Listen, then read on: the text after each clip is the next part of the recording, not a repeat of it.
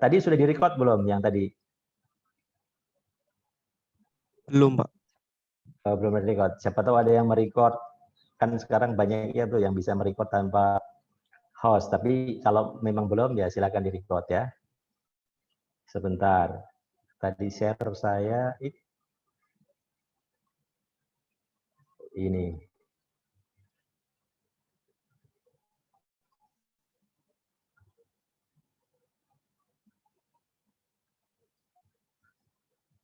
Ini sudah terlihat tampilan PPT saya terlihat ya, sudah di screen ya. Sudah, Pak. Sudah. Sudah, Oke. Pak. Ya, jadi saya ulang lagi. Saya ulang lagi terkait pokok bahasan yang kemarin ya. Jadi yang kemarin saya membahas tentang dasar-dasar atau saya mengajak teman-teman untuk memahami dulu dari kalau misalnya teman-teman kadang ada namanya pernah dengar istilah helikopter view nggak? Jadi kalau misalnya ini kita melihat sesuatu objek, ini objek, kalau kita lihat dari sisi yang setara, misalnya satu objek nih, kita melihat ada orang, kemudian kita juga orang yang sama melihat objek ini, maka daya jangkau atau jelajah daya jarak pandang kita kan hanya sebatas dia saja. Lain halnya kalau kita naik ke genteng rumah kita. Kita di sini, maka kita bisa melihat dia, bisa melihat tetangga sekitar. Oh, ternyata kenapa dia lari? Oh, ternyata ada yang mengejarnya di sini. Oh, kenapa dia melakukan perbuatan ini? Ternyata ada sebab yang lain di sini. Ini namanya genteng view nih, genteng view. Ini istilah saya sendiri. Kemudian nanti ada kalau mau lebih tinggi lagi naik pohon kelapa. Saya nggak bisa gambar ya. Kita naik, oh ternyata lebih jauh lagi. Daya pandang, jangkauan pandangan kita lebih jauh. Ada lagi helikopter view. Nggak tahu nih, gambar pohon aja nggak bisa, gambar helikopter. Ya. Jauh lagi skop pandangan kita. Lebih tinggi lagi satelit view. Di atasnya lagi. Jadi nggak ada ujungnya sebenarnya. Nah, kemarin saya ngajak Anda, teman-teman, membahas setidaknya dari helikopter view ataupun kelapa view, pohon kelapa view. Biar tahu yang mau kita pelajari ini secara utuh. Meskipun nanti ujung-ujungnya ini kita detailnya seperti apa jalur litigasi itu, tapi setidaknya kita tahu gambaran ini sosok makhluk apa sih.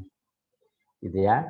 Nah, sejarahnya kenapa mesti ada jalur litigasi? Karena jalur litigasi sendiri yang di Indonesia ternyata proses penyelesaiannya, tadi saya mengatakan sebelum direcord, penyelesaian proses atau mekanisme ya, proses atau mekanisme penyelesaian. Saya tidak mau, teman-teman sudah harus mulai aware sengketa atau perkara. Tidak semuanya objek litigasi itu sengketa. Karena kalau kita bicara tentang hukum pidana, itu tidak ada kita bicara tentang sengketa. Adanya ya perkara. Perkara apa? Perkara pidana. Gitu ya. Nanti saya jelaskan sedikit kira-kira bedanya apa sih sengketa dengan perkara. Nah, proses penyelesaian sengketa atau perkara melalui jalur litigasi, kan ada yang non-litigasi itu, non-litigasi. Nah, litigasi kita pun ternyata forumnya, badan peradilannya itu nggak cuma satu. Ada yang melalui badan peradilan umum, badan peradilan tata usaha negara, agama, dan militer. Ya, beda. Kemarin saya sudah jelaskan kenapa jalur litigasi kita berbeda. Kenapa sih mesti dibedakan? Sampai saya jelaskan bahwa dalam konsep-konsep negara hukum, negara hukum, saya sudah bahas kan kemarin tentang Rechtsstaat sama rule of law. Ya, Rechtsstaat dengan rule of law. Ini negara-negara common law, artinya sama-sama negara hukum. artinya sama-sama negara hukum. Bahwa pendekatannya kalau di Rechtsstaat dia melakukan pembedaan badan peradilan untuk menyelesaikan jenis sengketa atau perkara yang berbeda. Kenapa dilakukan spesialisasi? Karena memang objek sengketanya berbeda. Nah, sementara di negara-negara dengan tradisi common law, dengan konsep negara hukum rule of law-nya, itu menganggap bahwa prinsip equality before the law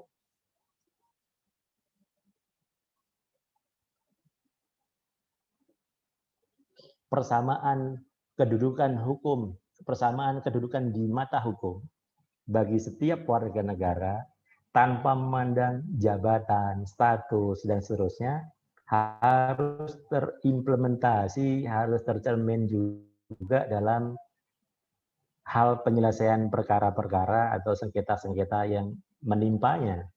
Jadi nggak bisa dibedakan ada peradilan administrasi atau tata usaha negara. Peradilannya sama, peradilan umum satu. Nanti tinggal juri, ada kan sistem juri itu peradilan mereka. Jurinya nanti tinggal diambil yang berlatar belakang dengan sama dengan perkara yang sedang diadili. Nah, mendapat tanggapan demikian, seolah-olah Rechtsstaat ini kan tidak equality before the law, padahal dia juga equality before the law. Tapi konteksnya bukan masalah perlakuan terhadap orang yang berbeda, tapi jenis perbuatan atau objek gugatannya. Misalnya begini, ada seorang bupati, ada seorang direktur jenderal, dirjen, ada gubernur, bahkan presiden sekalipun. Atau pejabat, ada dosen, ada yang penting dia badan atau pejabat tata usaha negara, pejabat administrasi pemerintahan, ketika dia melakukan pelanggaran, tapi pelanggarannya bersifat atau terkait dengan pelaksanaan tugasnya, misalnya begini, ada kepala dinas menerbitkan surat keputusan terkait dengan misalnya kepala dinas pendapatan, Dispenda. Ketika dia menerbitkan surat keputusan tentang NJOP atau menerbitkan SPPT PBB terhadap suatu objek, ini warga negara nih, ternyata ketinggian NJOP-nya, objeknya lokasi saya kan di pelosok begini, kenapa NJOP-nya sekian? Atau misalnya kepala dinas bagian perizinan misalnya di di daerah itu lupa, BMP 2T misalnya, BMP 2T terkait perizinan satu atap misalnya. Ada pemohon, ada warga negara yang mengajukan izin usaha pengelolaan atau SIUP lah misalnya ya, SIUP, IMB. Tapi SIUP IMB-nya ini nggak turun-turun. Atau justru malah dikasihkan kepada orang yang tidak berhak. Berarti kan dia melakukan perbuatan-perbuatan, menerbitkan keputusan-keputusan yang kalau ini diselesaikan, salah menerbitkan keputusan, keputusannya sudah diajukan, sudah lama nggak terbit-terbit. Kalau diajukan ke hakim pidana, hakim perdata, hakim militer, hakim yang biasanya ngurusin tentang kekayaan intelektual, maka dikhawatirkan tidak mencapai hasil yang optimal karena tidak penguasaannya berbeda. Gitu ya. Artinya tidak terspesialisasi. Demikian juga sebaliknya. Ya, demikian juga sebaliknya. Teman-teman bisa diskusi, misalnya ada yang punya orang tua, saudara yang praktisi di bidang hukum. Tentu coba tanyakan sama beliau-beliau. Pasti di dalam bidang hukum itu keahlian seseorang memang terspesialisasi. Jadi tidak mungkin ada hakim yang menguasai, termasuk aparat penegak hukum, menguasai seluruh bidang persoalan, di samping juga pengelompokan atau spesialisasi atau pembidangan hukum tadi, ya untuk menempatkan menempatkan satu persoalan pada porsinya masing-masing gitu. Tentunya bagi negara-negara yang menganut sistem rule of law atau negara common law punya argumentasi sendiri. Kenapa tidak melakukan pembidangan terhadap hukum di negaranya? Ada banyak pertimbangan. Ya, tapi kira-kira plus minusnya begitu. Sehingga di pertemuan 1 dan 2 kemarin saya mengatakan kepada Anda pembidangan itu salah satunya adalah karena faktor sejarah dan sampai sekarang kalau itu diterapkan di Indonesia rasanya kok lebih tepat memang. Jadi jangan sampai sedikit-sedikit satu persoalan itu dipandang dari sudut pandang yang hukum yang sama terus. Misalnya nanti kita lihat terkait dengan objeknya ya, objek sengketa atau objek perkara yang bisa diselesaikan di badan masing-masing badan peradilan tadi, subjeknya beda. Tadi saya mengatakan misalnya badan atau pejabat negara atau administrasi negara atau administrasi pemerintahan, tadi kan kalau menerbitkan keputusan yang tidak sesuai, misalnya ada pejabat daerah yang menerbitkan surat keputusan penggusuran misalnya. Ada orang yang sudah berdagang sekian tahun di suatu tempat dan seterusnya, kemudian dilakukan penggusuran, padahal si pemilik lahan itu juga ngerasa dia berwenang di situ, itu hak milik dia. Tapi dilakukan penggusuran, penggantian ganti ruginya nggak cocok, penentuan ganti ruginya nggak sesuai dan seterusnya, prosedurnya nggak sesuai. Maka atas keputusan ini tidak bisa diadukan ke peradilan lain selain peradilan tata usaha negara.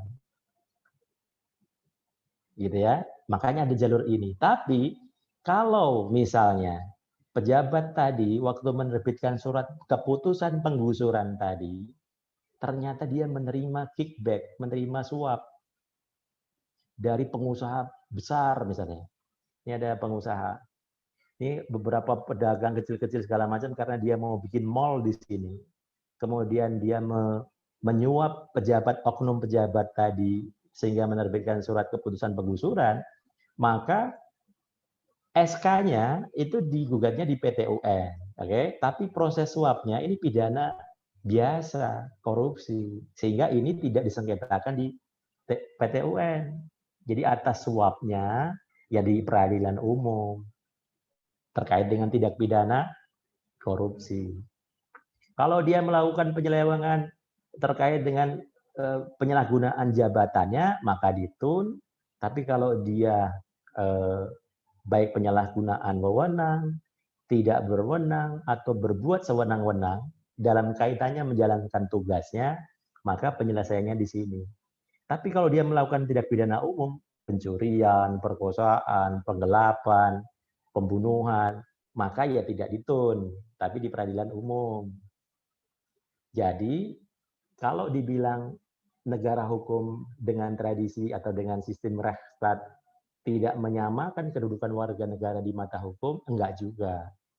Bukan orangnya yang ditempatkan berbeda, tapi jenis perbuatan atau kedudukan hukumnya tadi. Jadi pejabat sekalipun, kalau dia melakukan perbuatan pidana umum, ya diselesaikan di peradilan umum.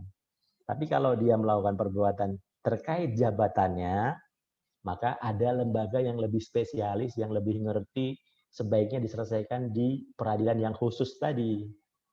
Dan ini pun, tadi kemarin saya sudah singgung, di negara-negara common law sekalipun, di Australia, di Inggris, di Malaysia, Singapura, sudah mulai diperkenalkan yang namanya administratif tribunal. Yang mendekati seperti peradilan administrasi kita. Jadi kira-kira kayaknya kalau semuanya diselesaikan di peradilan umum, maka ya semua numpuk di sana. Kalau memang bisa diselesaikan secara administratif dulu, nggak usah dibawa ke pidana, nggak usah dibawa ke jalur peradilan, maka selesaikanlah di jalur administratif dulu, gitu kira-kira. Ya, karena ada perbuatan-perbuatan yang sebenarnya itu kan dalam menjalankan kepentingan umum, bahwa ada penyelenggara, ada pelanggaran-pelanggaran, selesaikan secara administratif dulu, kalau nggak bisa baru ke peradilan umum. Kira-kira begitu, ya. Oke, sekarang saya lanjutkan pembahasan kita tentang bahwa sebagai negara hukum, ya, dengan menganut pada pembagian kekuasaan, dengan mengacu pada teori atau sistem pembagian kekuasaan yang dikemukakan oleh Montesquieu, dari sebelumnya John Locke, kemudian disempurnakan oleh Montesquieu dengan trias politikanya, maka pembagian pemegang kekuasaan suatu negara bisa dibedakan menjadi 3 kelompok pemegang kekuasaan, yaitu eksekutif, legislatif, yudikatif. Eksekutif tugas utamanya adalah membentuk peraturan perundang-undangan, eksekutif adalah melaksanakan atau menjalankan peraturan perundang-undangan, dan yudikatif tugasnya adalah sebagai orang yang menilai. Ya, eksekutif, legislatif, eksekutif, dan yudikatif. Ini yang membuat peraturan perundang-undangan, ini yang melaksanakan, dan ini yang menilai sesuai nggak apa yang dilaksanakan. Ya, termasuk apa yang dilaksanakan oleh rakyatnya, ya. Karena unsur-unsur negara kan ada pemerintah, ada rakyat, gitu. Nah, dialah yang akan mengadili pelaksanaan peraturan perundang-undangan. Kalau kita mau strict dengan ajaran trias politikanya Montesquieu, maka sebenarnya yang bikin peraturan perundang-undangan harusnya hanya legislatif saja, DPR saja. Tapi di kita tidak menganut trias politika murni, tapi campuran, ya, sudah tidak murni. Kenapa? Karena eksekutif juga presiden untuk bikin undang-undang ternyata harus presiden, DPR dengan presiden. Dan presiden juga bisa bikin peraturan pemerintah, peraturan presiden, eksekutif, peraturan menteri, dan seterusnya. Anda bisa lihat di Undang-Undang nomor 12 tahun 2011 tentang pembentukan peraturan perundang-undangan. Ya. Nah, dari kewenangan masing-masing lembaga atau pemegang kekuasaan negara tadi, kita bicara tentang pemegang kekuasaan di bidang peradilan. Ya, sebagai negara hukum, salah satunya kita mesti punya badan atau institusi penyelenggara peradilan yang menurut pasal 24 UUD 45 ini pasca amandemen karena sudah mulai muncul ada namanya Mahkamah Konstitusi. Nanti kita bahas di RPS walaupun nggak ada, nanti kita singgung sebenarnya kenapa mesti ada Mahkamah Konstitusi. Perannya dalam hal penyelenggaraan kekuasaan atau menyelenggarakan badan peradilan atau kekuasaan kehakiman ada di mana, maka nanti kita akan singgung dalam pembahasan selanjutnya. Bahwa penyelenggara kekuasaan kehakiman di Indonesia diselenggarakan oleh suatu atau sebuah mahkamah agung beserta badan peradilan di bawahnya. Nah, badan peradilan di bawahnya itu langsung disebutkan di konstitusi kita, dibedakan tuh. Peradilan umum, peradilan agama, peradilan militer, dan peradilan tata usaha negara. Langsung dipisahkan. Tadi sesuai dengan perbuatan atau objek sengketanya. Objek sengketa atau perkaranya. Objek peradilannya apa? Gitu ya. Ditambah Mahkamah Konstitusi. Nah, untuk mengetahui ini mesti diselesaikan lewat mana, jalur mana, dan seterusnya, maka mesti dilihat objeknya. Ya, objeknya apa dulu. Nah, tadi saya sudah mengatakan kepada Anda bahwa dalam penyebutan tentang sengketa atau perkara, ternyata nggak bisa kita hanya bilang sengketa, karena kalau kita bicara tentang pidana, dalam hukum pidana tidak ada kata-kata sengketa, adanya perkara. Karena kalau kita bicara sengketa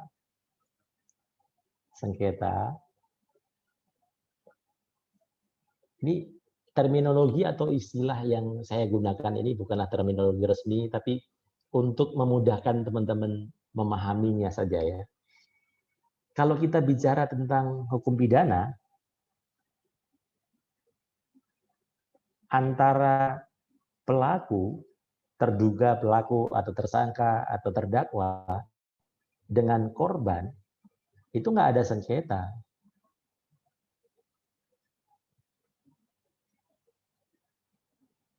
Ketika dia melakukan tindak pidana, maka sejatinya dia langsung berhadapan dengan perkara. Dia membuat perkara nih. Perkara yang dihadapi adalah negara. Jadi dalam penegakan hukum di bidang pidana itu nggak ada sengketa pelaku dengan tidak ada. Pokoknya Anda berhadapan dengan hukum dalam satu perkara pidana. Kalau sengketa, dispute antar dua pihak. Ada dua pihak yang saling berbeda pendapat. Jadi ada namanya dispute ya. Pihak satu, pihak lainnya. Bisa kedua, ketiga dan lain sebagainya. Ada dispute. Tapi kalau pidana tidak gitu. Jadi ada yang tidak terima terhadap suatu perkara, tidak terima terhadap haknya, tapi di sisi lain kalau dalam hukum pidana tidak. Mau yang korbannya mempermasalahkan, tidak terima, atau terima urusan lain. Kecuali untuk beberapa tindak pidana tertentu. Jadi saya mau katakan bahwa untuk membuat kalimat atau terminologi yang simpel terkadang memang sulit, tapi kira-kira begitu. Kalau sengketa itu ada dua atau lebih pihak yang berbeda pendapat, yang bersilang pendapat, kemudian tidak ketemu di satu kesepakatan, itu namanya ada sengketa. Ya, ada perbedaan pendapat atau dispute, itulah sengketa. Tapi kalau dalam hal perkara pidana atas pelanggaran terhadap suatu pidana, saya bilang pelanggaran di sini pun saya mesti hati-hati teman-teman ketika saya ngomong agak detail tentang hukum yang kita pelajari. Ketika saya ngomong pelanggaran, itu artinya breaching the law ya, breach the law. Bukan artinya karena di dalam hukum pidana kita, KUHP misalnya, jenis-jenis tindak pidana itu ada yang namanya dibedakan menjadi kejahatan dan pelanggaran. Beda, ancaman pidananya juga beda, jenis perbuatannya pun beda. Jadi ketika saya ngomong pelanggaran terhadap peraturan perundang-undangan, artinya pelanggaran bukan pelanggaran yang ini, tapi pelanggaran karena terminologi bahasa Indonesia kita masih sama gitu ya, menerjemahkan. Termasuk kalau kita nanti bicara tentang delik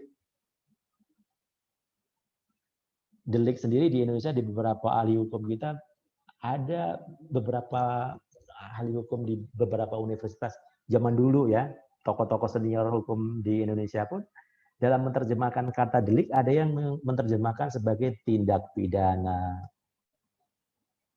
Ada yang menyebutnya sebagai perbuatan pidana.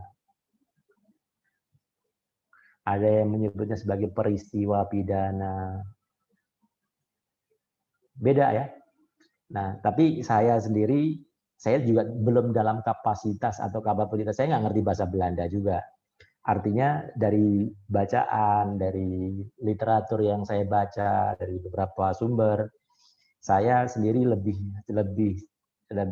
setuju, lebih ngerasa pas gitu ya kalau kita kaitkan dengan bentuk-bentuk perbuatan, tindakan, peristiwa, kayaknya tindak pidana inilah yang lebih tepat. Karena nanti kita bicara bahwa perbuatan pidana, tindak pidana itu ada yang berupa melakukan perbuatan, ada yang tidak melakukan perbuatan misalnya. Ada bentuk-bentuk delik itu, ada yang namanya delik komisi, ada yang delik omisi. Committed dengan omitted. Commission, omission.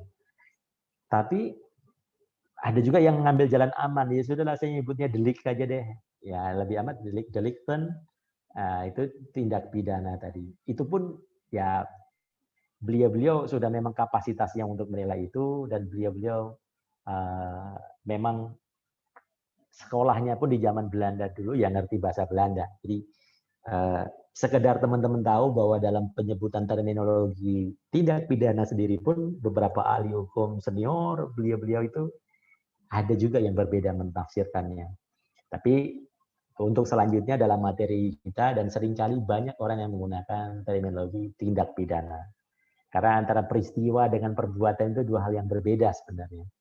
Jadi lebih tepatnya menggunakan tindak pidana. Menurut pendapat saya, dari apa yang saya baca dari beberapa literatur dan argumentasi yang dikemukakan oleh para ahli tadi, sepertinya kok tindak pidana akan lebih tepat. Itu hal yang mendasar ya. Kemudian dalam hal KUH pidana nanti dibedakan ini. Nanti saya akan bahas sambil jalan ya. Ini letaknya ada di mana pengaturan tentang kejahatan, pelanggaran. Walaupun saya tidak akan membahas itu terlalu dalam, karena materi kita ini bukanlah materi hukum pidana, tapi hukum acaranya.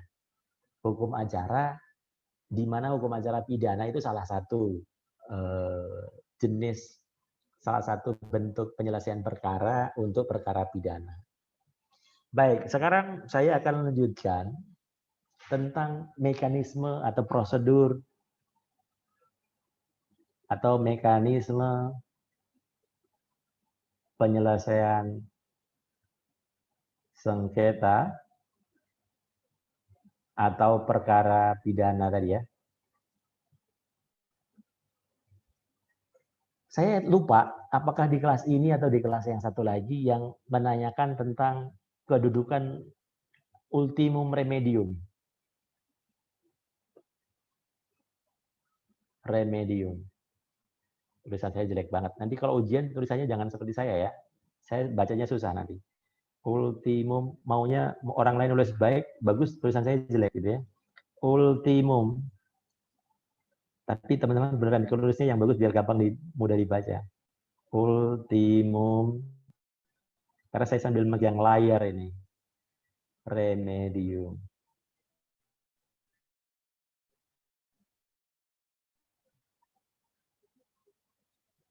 Artinya ini merupakan proses penyelesaian perkara melalui jalur litigasi. Itu diharapkan menjadi pilihan terakhir setelah upaya non-litigasi dilalui. Yang pertama, jadi jangan jadi primum remedium, dikit-dikit litigasi, dikit-dikit litigasi. Akan tetapi teman-teman, dalam perkara pilihan ini, seringkali kita tidak punya pilihan ketika kita bicara tentang hukum pidana. Walaupun ada yang ngomong hukum pidana itu taruh di paling akhir, ultimum remedium gitu. Itu tindak pidana tertentu bisa, misalnya hukum pidana administratif atau administratif penal. Tapi kalau dalam pidana tertentu tidak bisa dia. Memang karena semangat dari pembentukan peraturan undang-undangan di Indonesia kita, makanya sekarang kan lagi rame, lagi disusun, sebenarnya udah bertahun-tahun, puluhan tahun sih, RKUHP kita, termasuk RKUHP kita, itu sudah sedang disusun terus oleh tim ahli. Sudah puluhan tahun KUHP kita ini, sudah timnya udah berganti. Ya salah satunya karena jiwa atau semangat di dalam KUH pidana kita dan KUHP kita itu semangatnya masih semangat pembalasan. Di dalam konsep pemidanaan,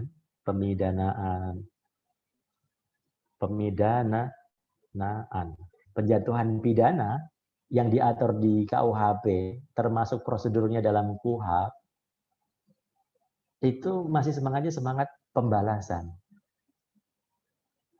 Bahwa orang yang melakukan tindak pidana ya memang harus mendapatkan ganjaran yang setimpal atas kejahatannya.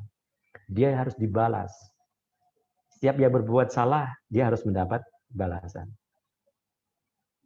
Kecuali, nah yang sekarang ini, jadi kalau teman-teman lihat, jadi bukan pada masalah tujuan pemidanaan itu, jadi masih ada dua ya. Satu pembalasan, kedua salah satunya adalah memberikan efek jera tadi, efek jera dan seterusnya. Tapi kalau teman-teman lihat sekarang dalam hukum pidana kita, ya, misalnya ada peristiwa pencurian, pembunuhan, penggelapan, perampokan dan lain sebagainya, pemalsuan uang dan seterusnya. Yang kita saksikan, apa yang terjadi? Yang terjadi adalah ketika ada peristiwa atau perkara atau tindak pidana terjadi, maka yang kita saksikan adalah si pelakunya dihukum pidana, dijatuhi hukuman pidana, baik penjara maupun kurungan, denda dan lain sebagainya. Tapi tidak memperhatikan faktor korban. Ya kan? Korban ada ceritanya, korbannya memang sih tidak mungkin dihidupkan kembali. Tapi tidak ada kompensasi pelaku pidananya untuk diberikan kompensasi kepada keluarganya dan seterusnya dan seterusnya. Kan hukum pidana kita tidak begitu. Pendekatannya nggak ke sana. Nah, sudah mulai dirintis, berkembang di kalangan akademisi hukum bahwa teori pemidanaan itu harus bergeser, walaupun tidak bisa berlaku untuk semua tindak pidana. Tindak pidana yang mengandung unsur kejahatan luar biasa, niat jahatnya, evil intent-nya tinggi, memang tidak boleh dengan pendekatan namanya restoratif justice.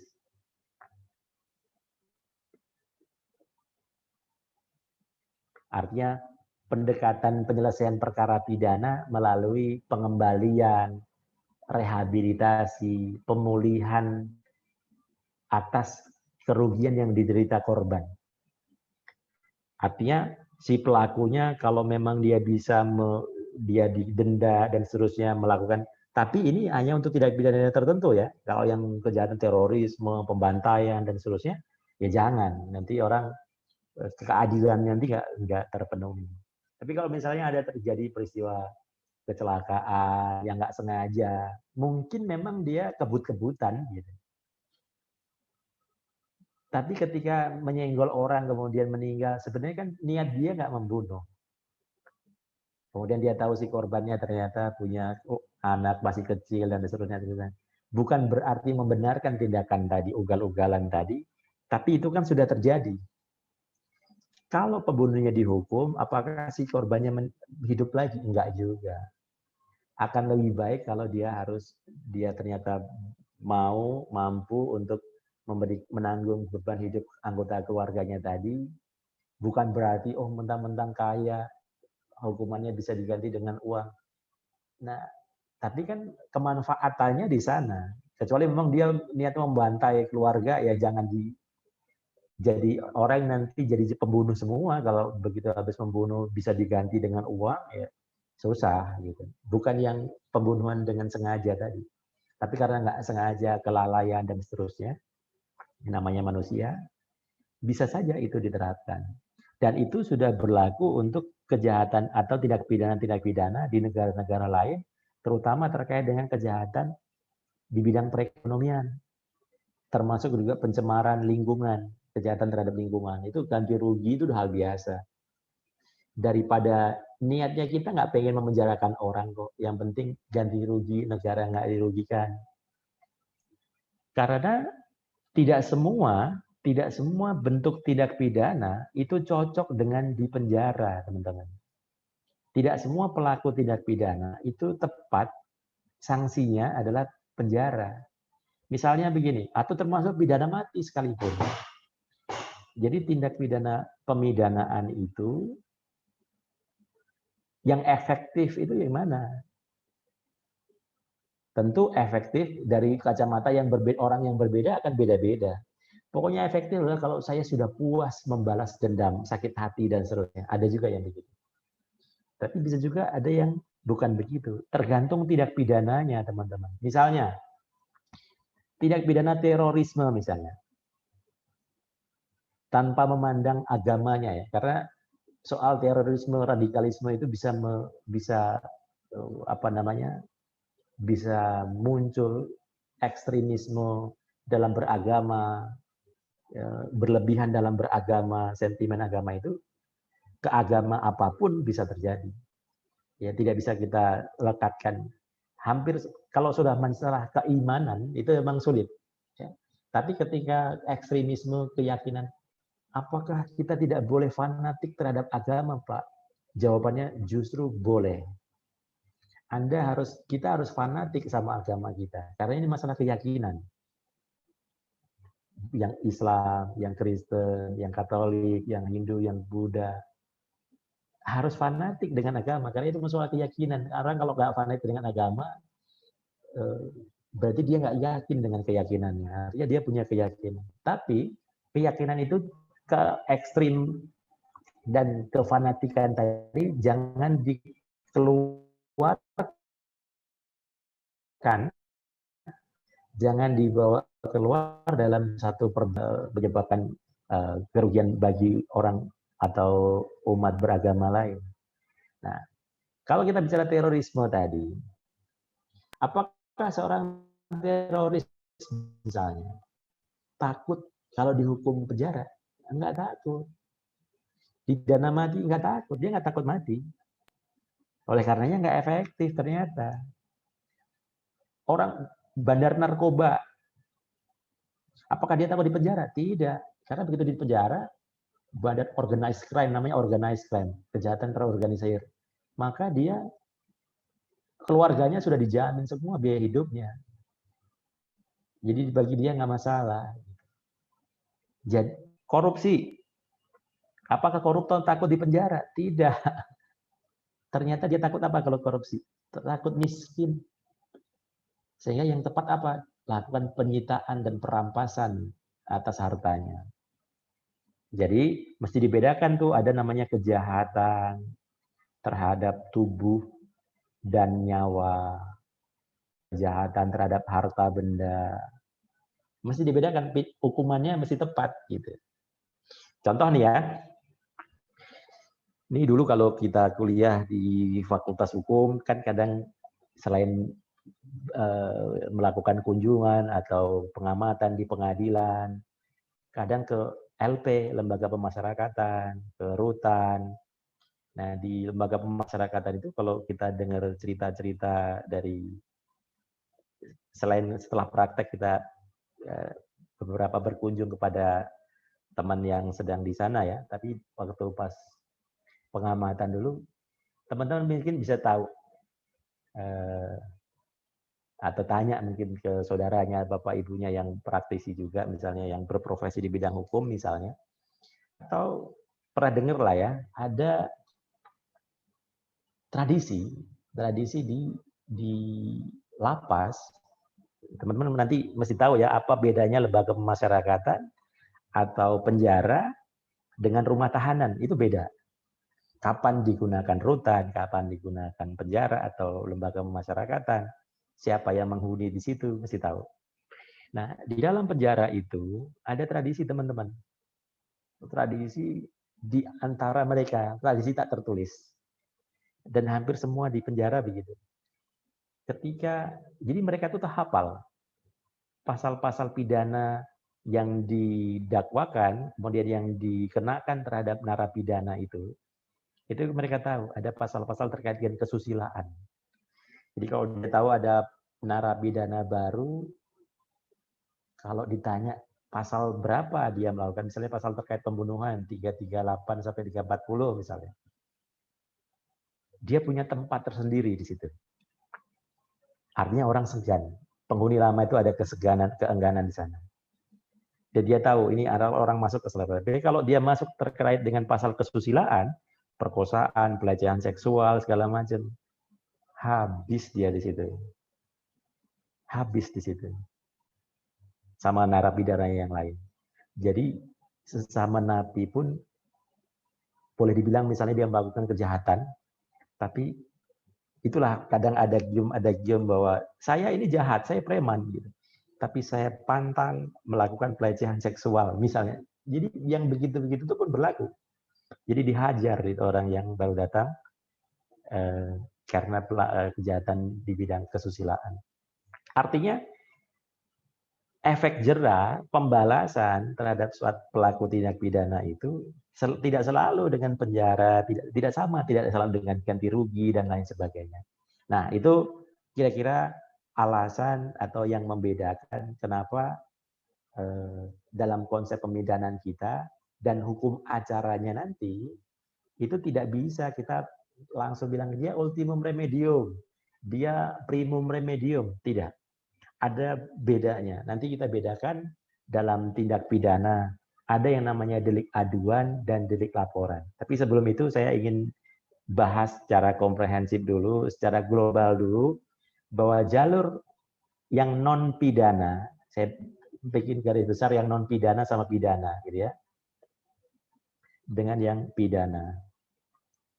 Untuk sengketa-sengketa non pidana, sebenarnya kalau kita bicara tata usaha negara, bisa masuk dalam sengketa tata usaha negara, bukan perkara tata usaha negara.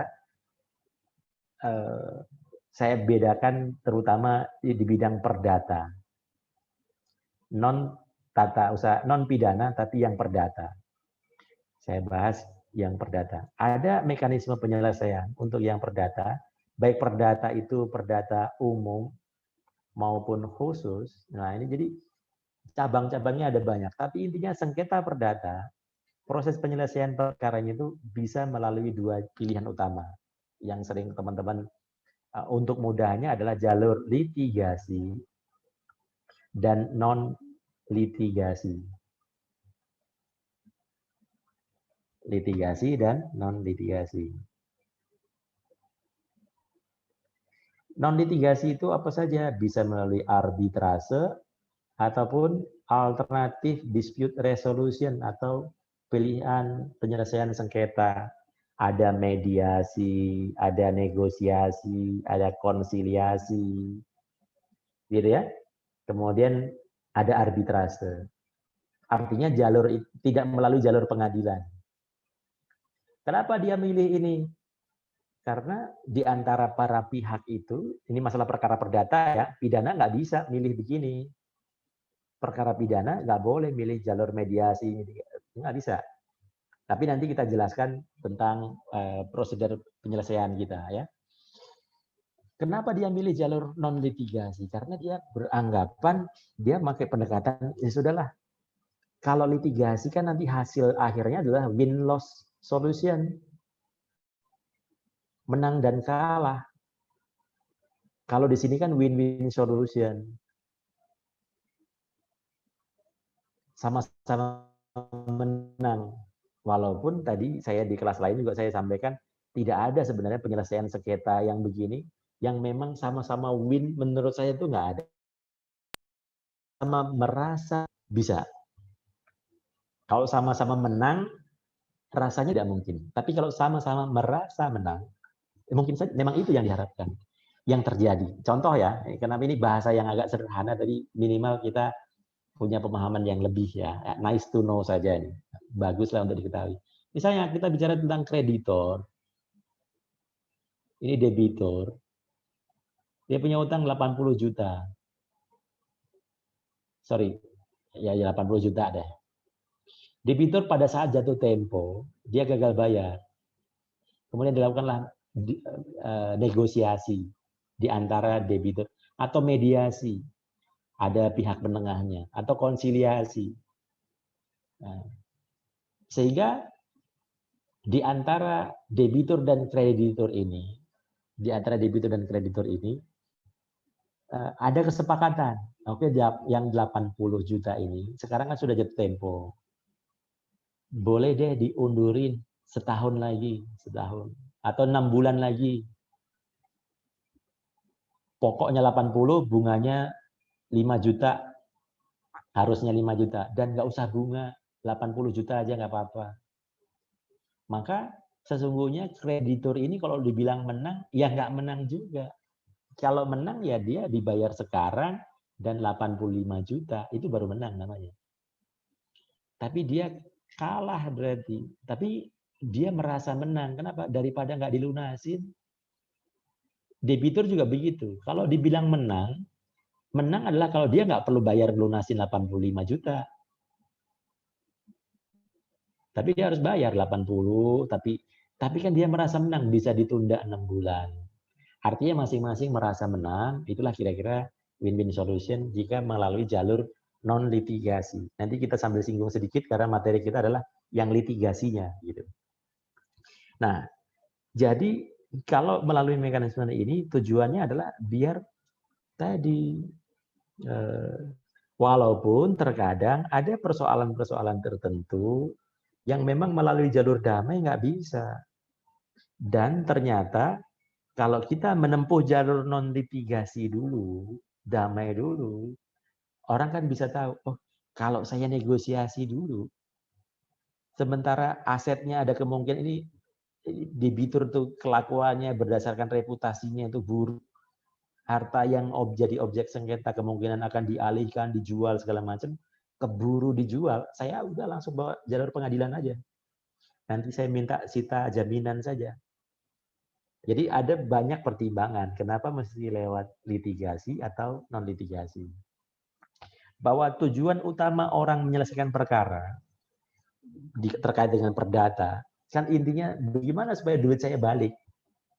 Kalau ada penguasaan tanah oleh orang lain yang tidak berhak dan seterusnya, tujuannya adalah bagaimana dia bisa meninggalkan tanah yang punya saya yang didudukin itu dengan damai, nggak usah berperkara, oke lah, saya ngeluarin duit sedikit pengganti ongkos dia pindah dan seterusnya, yang selama ini dia udah nyewa dan seterusnya, kehilangan opportunity cost misalnya. Maka selesaikan itu, beres gitu. Tapi kalau ternyata kita sudah berusaha untuk melakukan itu, atau kita khawatir nanti kalau kelamaan saya prosesnya malah jadi lebih besar kehilangan kita, kerugian kita, ya saya tempur jalur litigasi, ya why not gitu. Jadi ya, nah itulah kira-kira proses penyelesaian perkara non pidana terkait dengan perdata khususnya. Karena kalau nanti tata usaha negara nggak begitu pilihannya. Ada namanya upaya administratif, baik keberatan, banding, dan seterusnya. Ya, jadi saya sekarang secara garis besar perdata memang diharapkan, tapi yang namanya asas, ultimum remedium, itu asas teman-teman. Dia bukanlah peraturan perundang-undangan. Tidak ada ketentuan peraturan perundang-undangan yang mengatakan bahwa proses penyelesaian secara litigasi merupakan satu pilihan terakhir gitu. Nggak ada yang begitu yang menyatakan demikian. Kecuali nanti pas perkara tata usaha negara sekarang ini di Undang-Undang Administrasi Pemerintahan dikatakan sebelum masuk jalur pengadilan terkait sengketa tata usaha negara atau sengketa administrasi negara, administrasi pemerintahan, maka harus melalui proses keberatan atau banding, begitu ya. Nah, jadi kecuali untuk hal-hal tertentu. Tapi pada prinsipnya ketika orang mau menyelesaikan perkaranya, mau menyelesaikan sengketa yang dihadapinya, pilihan-pilihan itu terbuka semuanya. Bahwa berdasarkan asas hukum yang baik, sebenarnya orang tujuan berhukum kan ingin hidup damai, sejahtera, tentram gitu. Kalau tanpa lewat pengadilan bisa selesai, kenapa mesti lewat jalur pengadilan? Kalau di pengadilan kan nanti bantai-bantaian tanda petik ya, di muka hakim saling menjelekkan, mencari celah untuk memukul lawan, mencari kelemahan dan seterusnya. Ujung-ujungnya saling bongkar-bongkaran semua. Dan hasilnya adalah musuh-musuhan tadi, menang kalah tadi. Ya, win-loss solution. Walaupun dalam putusan hakim tidak pernah ada mengatakan siapa yang menang, siapa yang kalah. Tapi bunyinya adalah menolak, mengabulkan, dan seterusnya. Tapi kenyataannya akan terjadi siapa yang dikalahkan, siapa yang menang, itu akan terjadi, gitu ya. Nah, hal mana pilihan-pilihan tadi tidak bisa berlaku untuk hukum pidana. Kalau hukum pidana itu nggak bisa milih. Ketika ada orang melakukan pencurian, orang melakukan tindak pidana penipuan, penggelapan, pemalsuan, pencemaran nama, kecuali nanti ada pencemaran nama baik dan seterusnya, tergantung jenis tindak pidananya. Ya, kalau pidana perkara atau tindak pidana ya, pidana alternatif penyelesaian sengketa ya, penyelesaian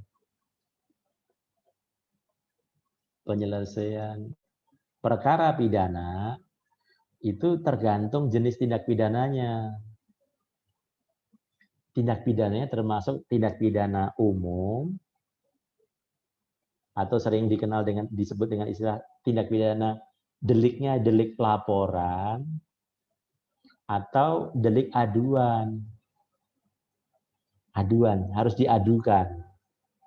Kalau yang pertama tindak pidana umum, bahwa secara umum teman-teman, secara yang berlaku umum ini khusus nggak banyak nih. Secara umum jenis-jenis tindak pidana, bentuk-bentuk tindak pidana yang ada di Indonesia yang diatur dalam peraturan perundang-undangan kita, tindak pidananya tindak pidana umum kategorinya, laporan. Artinya suatu perbuatan atau suatu tindak pidana atau suatu tindakan melawan hukum secara pidana itu sudah dapat dianggap sebagai sebuah tindak pidana tanpa harus diadukan terlebih dahulu oleh korbannya. Kalau ini cukup dilaporkan. Dan yang membuat laporan itu tidak harus korban. Siapapun yang melihat tindak pidana itu, ada orang mencuri, lihat di CCTV, bahkan aparat penegak hukum sendiri pun kalau dia melihat tindak pidana itu bisa membuat laporan sendiri, laporan polisi namanya. Siapapun yang melihat, menyaksikan, mengetahui tentang peristiwa atau suatu tindak pidana, maka dia bisa melaporkannya, tidak harus korban. Kalau delik aduan, suatu perbuatan atau tindak pidana menurut ketentuan peraturan perundang-undangan yang mengaturnya, maka perbuatan itu baru dikategorikan sebagai sebuah tindak pidana kalau diadukan oleh korbannya. Ya, secara detail nanti delik aduan itu dibedakan antara yang delik aduan absolut sama delik aduan relatif. Tapi saya bahas nanti saja ya. Yang penting teman-teman tahu ada namanya delik aduan dan delik laporan. Sehingga proses penyelesaiannya itu ada sedikit perbedaan. Yang pertama, ketika delik umum tadi, pencurian, pembunuhan, perkosaan, pemalsuan dan segala macam itu, penghinaan, penggelapan, perdagangan manusia, pelanggaran hak asasi manusia, itu delik umum semua. Tidak usah nunggu diadukan oleh korbannya. Tapi ada beberapa jenis perbuatan yang oleh pembentuk peraturan undang-undang, melalui undang-undang yang diundangkan tadi, mengatakan bahwa atas perbuatan tertentu baru bisa dikualifisir, baru bisa dikategorikan sebagai tindak pidana kalau diadukan oleh korbannya. Contohnya apa? Contohnya pencurian. Tapi tidak titik. Pencurian dalam keluarga. Kalau pencurian umum, maka tidak usah diadukan. Si A mencuri duit, mencuri sepeda motor si B misalnya. Maka si B nggak usah mengadukan pun, ada orang yang melihat orang mencuri, maka dia bisa diproses. Itu merupakan tindak pidana. Tapi kalau pencurian dilakukan oleh anggota keluarga, maka dia baru menjadi sebuah tindak pidana kalau diadukan oleh korbannya. Saya selalu ngambil contoh, misalnya teman-teman yang dulu ketemu saya di PIH, saya ngasih contoh, misalnya ada seorang anak di rumahnya, gitu ya, karena mungkin si anak udah mulai kecanduan narkoba misalnya, biasanya udah ngawur-ngawur tuh, barang-barang di rumah dijual segala macam, duit bapak ibunya dicuri. Kemudian dia cerita sama temennya cerita, wih duitmu kok ada terus, bisa beli barang ini bla bla bla. Dia ngomong, saya curi duit bapak saya di sini. Kawannya tadi cerita, atau misalnya bukan narkoba nih, ada anak ngambil duit bapaknya, entah di mana, ngambil dari tabungan dan seterusnya, depositonya segala macam. Karena duitnya banyak orang tuanya misalnya. kemudian pergi ke showroom, beli motor sport, mobil sport gitu, ngambil 1 miliar. Dia ditanya temennya, dari mana? Gua ambil duit dari bapak saya, dari ibu saya, dan seterusnya. Tetangganya yang tahu tadi, temennya yang tahu tadi, dia tahu ini anak mencuri duit bapaknya. Kemudian tetangganya tadi lapor polisi. Temennya cerita ke bapak, orang tuanya cerita, oh gitu ya, udah saya laporin polisi deh.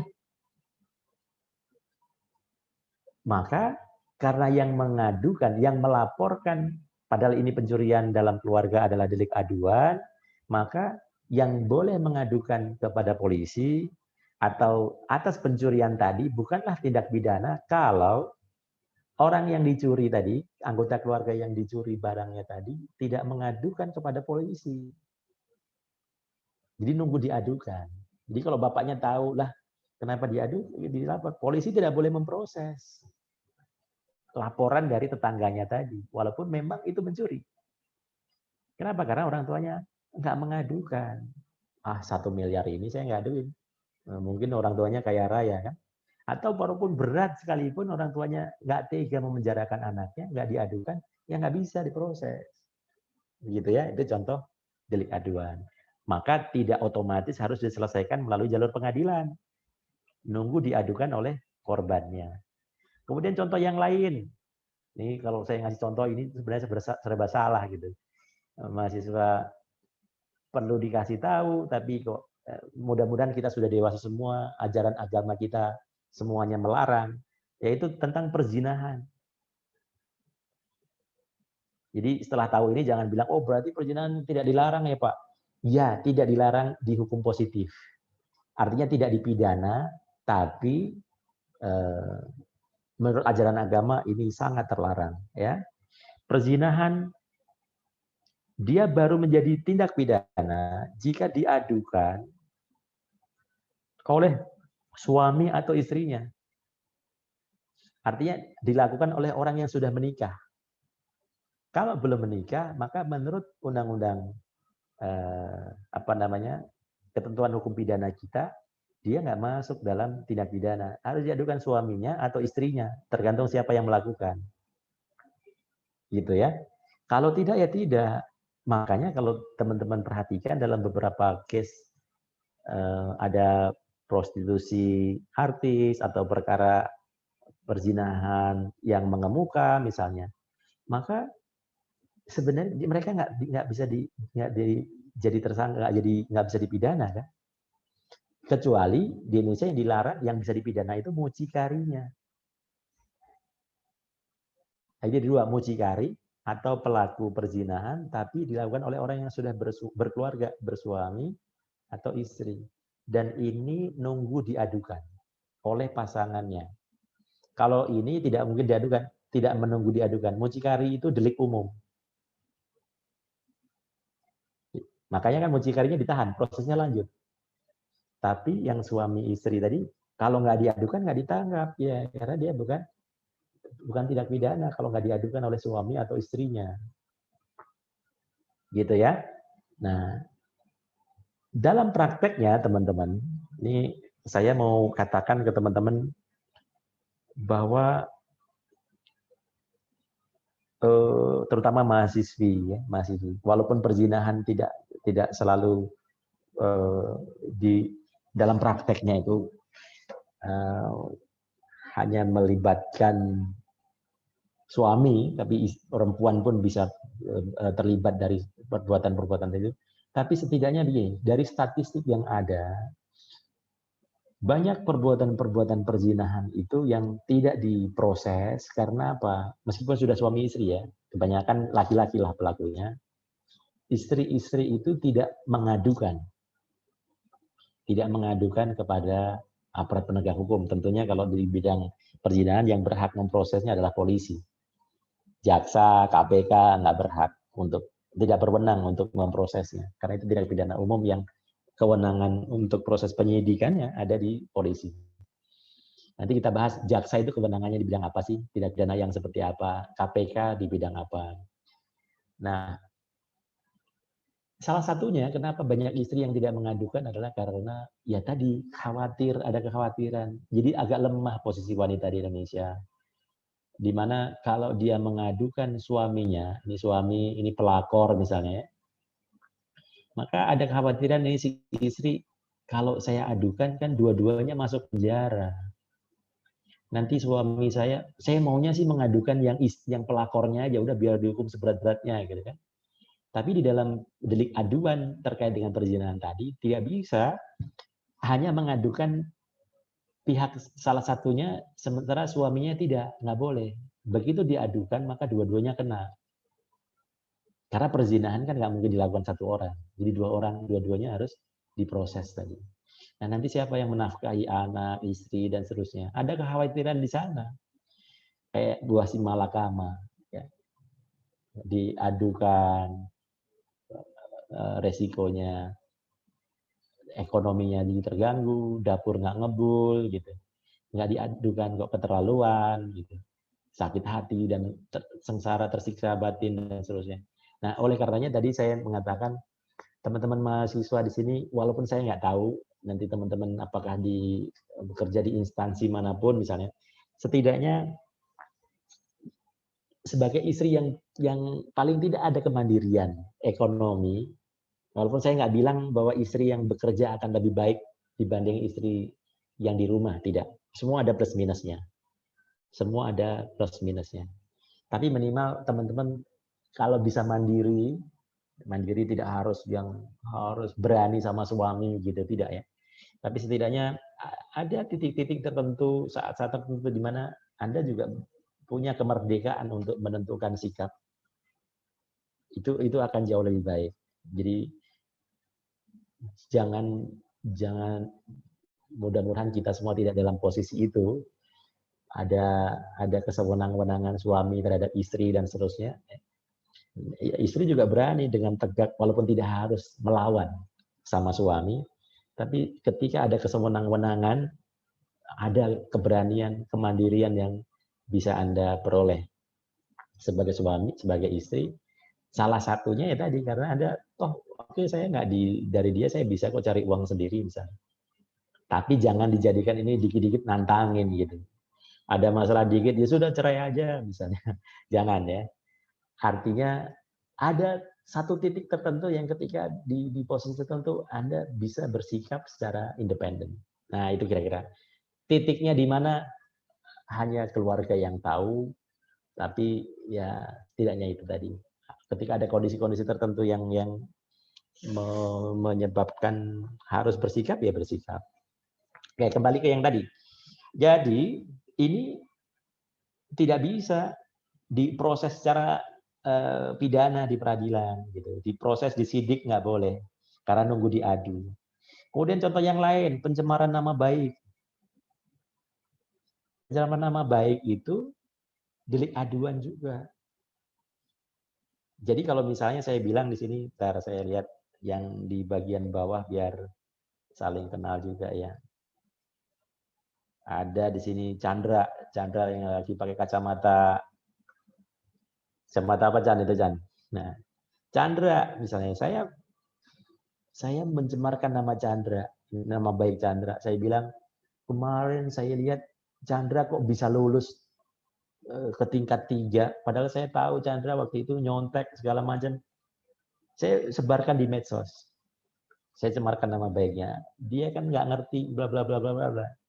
Atau mencemarkan nama baik yang lain. Jadi nanti kalau pas ada waktunya di materi selanjutnya saya ada jalan saya bicara, kita mesti bisa bedakan tentang apa itu hoax, kemudian pencemaran nama baik atau penghinaan, apa itu hate speech ya. Nanti kita bahas sambil jalan pas di perkuliahan ya, sehingga kita bisa menempatkan diri. Kapan kita mesti ngomong ke media, ke medsos. Kayak kemarin ada kelas, saya nggak tahu kelas ini adalah kelas lain yang nanya, Pak,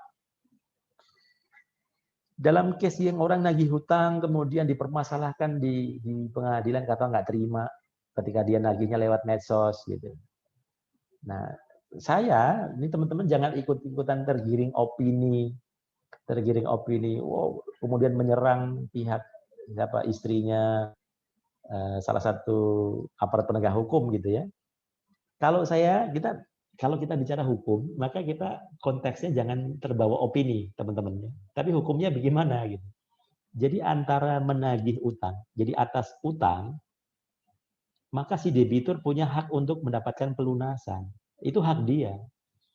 Tapi ketika dia untuk proses mendapatkan pelunasannya dengan cara melawan hukum, itu soal yang berbeda lagi.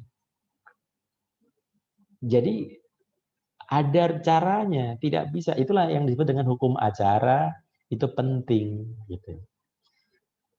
Ada orang yang habis melaporkan atau mengadukan lapor ke polisi karena dia merasa ditipu, ada perjanjian-perjanjian, kan banyak tuh artis-artis misalnya ada perjanjian investasi segala macam. Kemudian dia melaporkan rekan bisnisnya, habis lapor polisi keluar langsung melakukan press conference.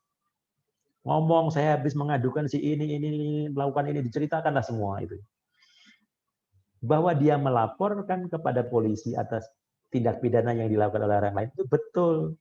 Tapi habis lapor jangan ngomong.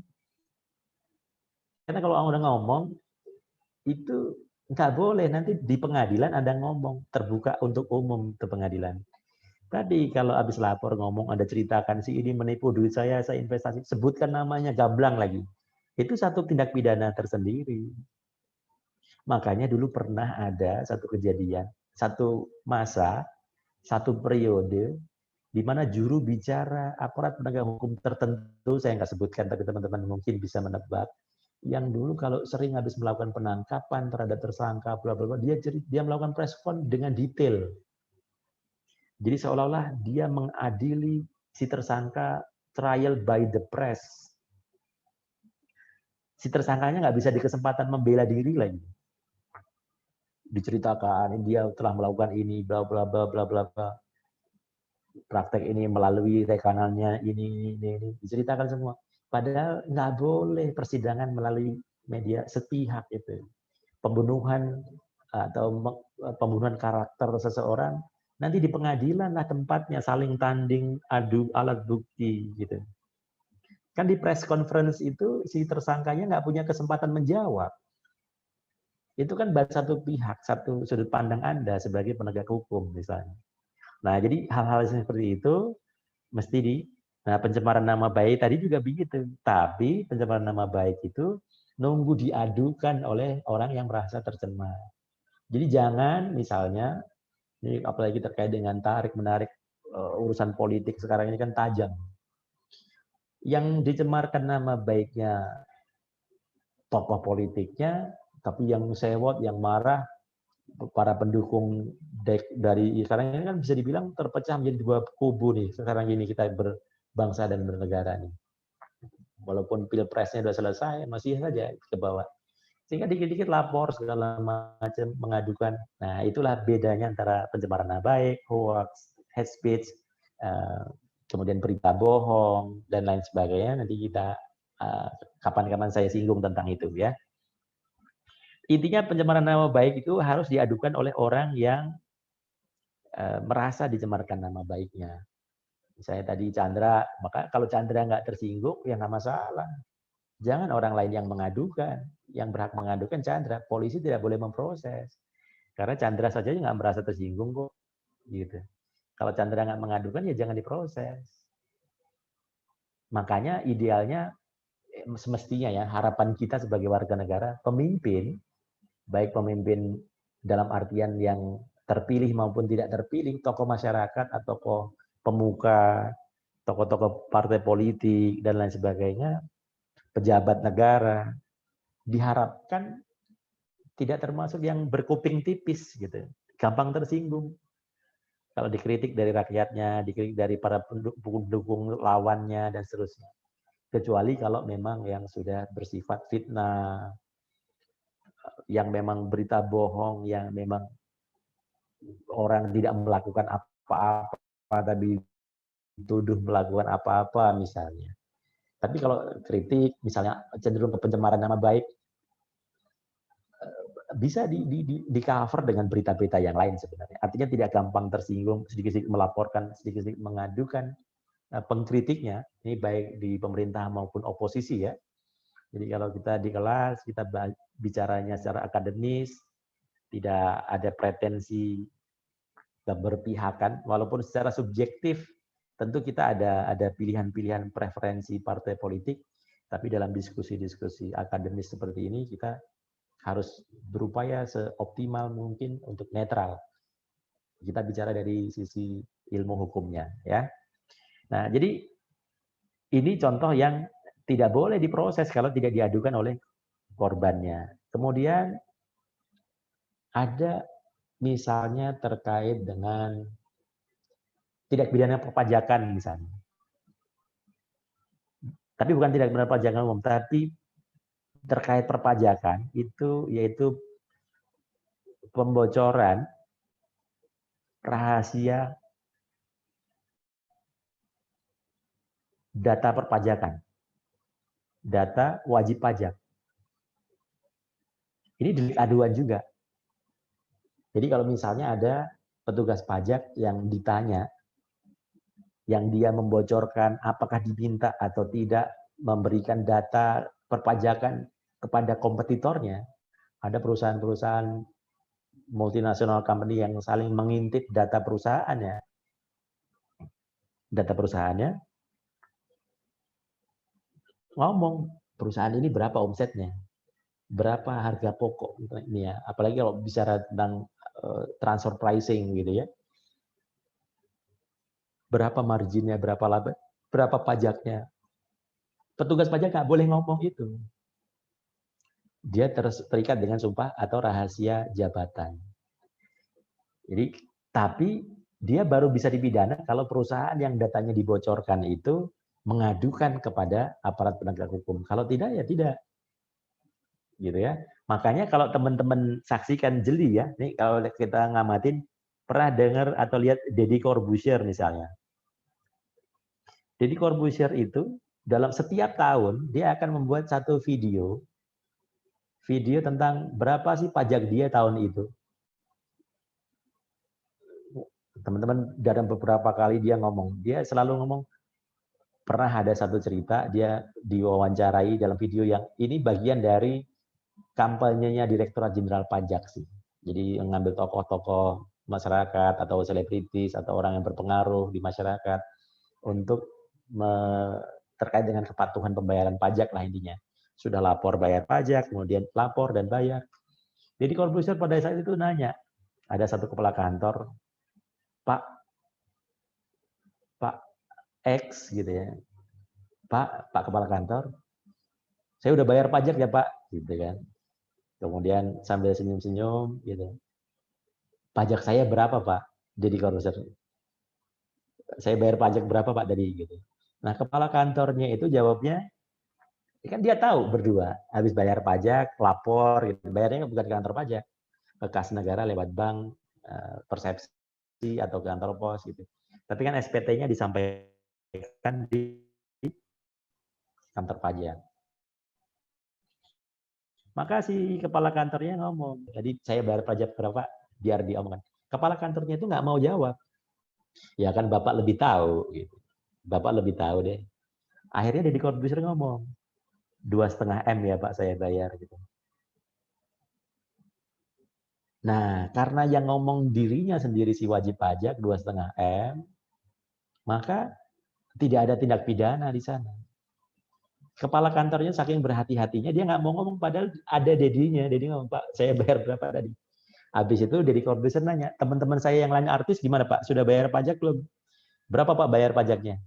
Ya Bapak nanti, si kepala kantornya bilang, Bapak nanti bisa tanyakan sendiri ke mereka.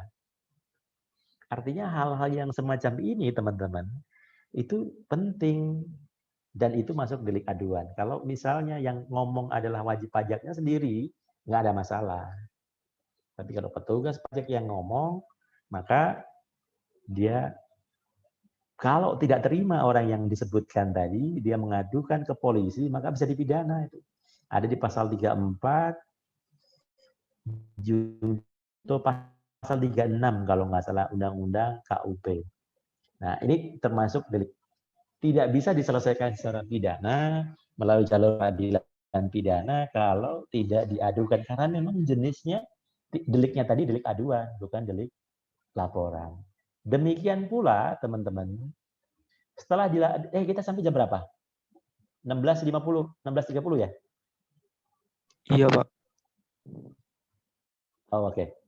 Demikian pula kalau terkait dengan proses penghentian perkaranya. Jadi kalau namanya delik laporan, maka perkara pidananya itu akan jalan terus meskipun sudah ada perdamaian di antara pelaku dan korban.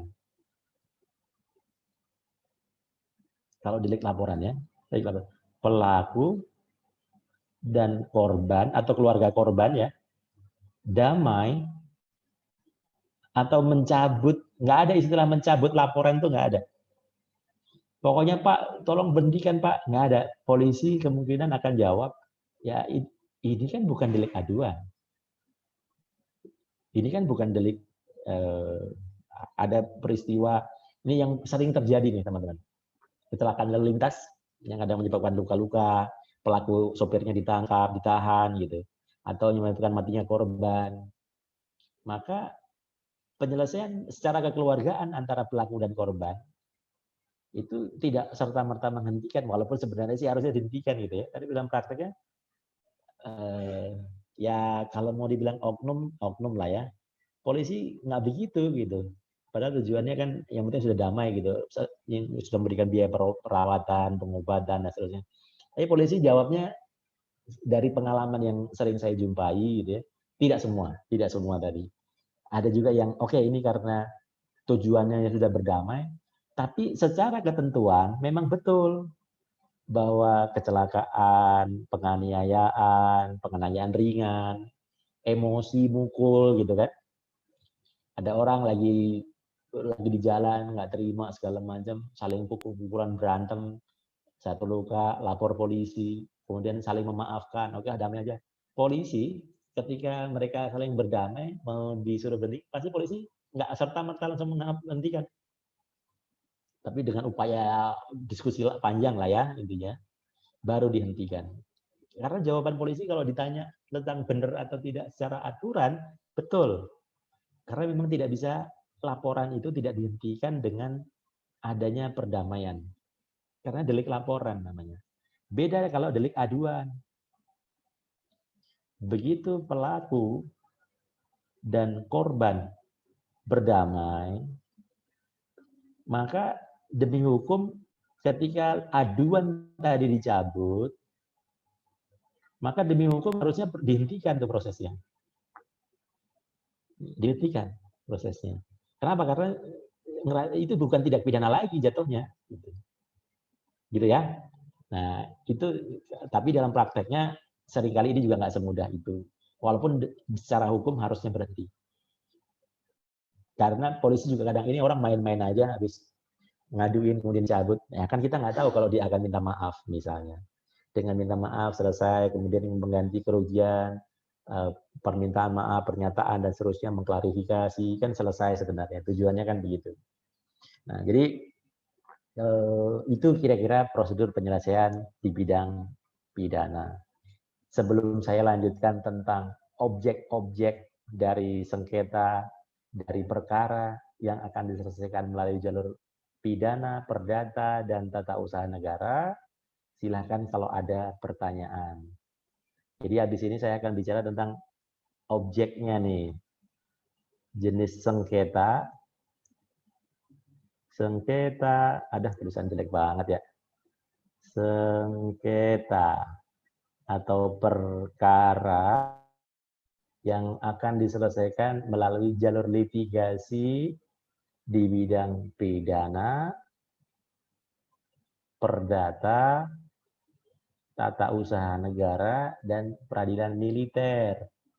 Secara umum dulu ya, nanti ini kan peradilan umum nih sebenarnya. Tambah lagi agama, kurang satu lagi nih. Perdata, tambahin nanti di sini ada agama ya, agama. Objeknya apa saja sih yang diatur? Atau saya hapus deh. biar kebagian enggak ini.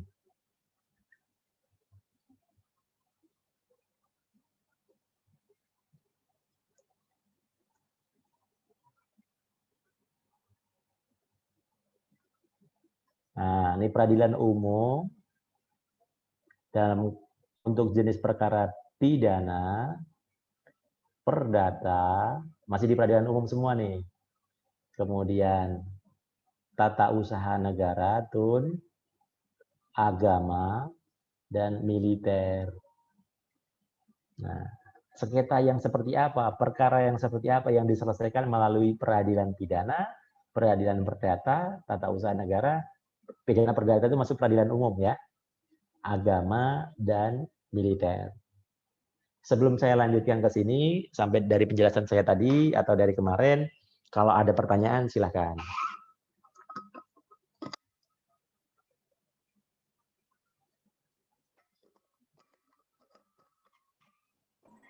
Izin bertanya, Pak. Ya, sebentar saya mau lihat siapa yang nanya. Kalau dari oke. Dera. Izin bertanya, Pak. Tadi kan kata Bapak itu nggak bisa melaporkan pencemaran nama baik selain orangnya sendiri yang melaporkan. Tapi di 2019 ada yang memfitnah Pak Jokowi saat akan mencalonkan diri lagi sebagai presiden. Nah, lalu tim kampanyenya itu melaporkan pada polisi dan laporan itu diproses.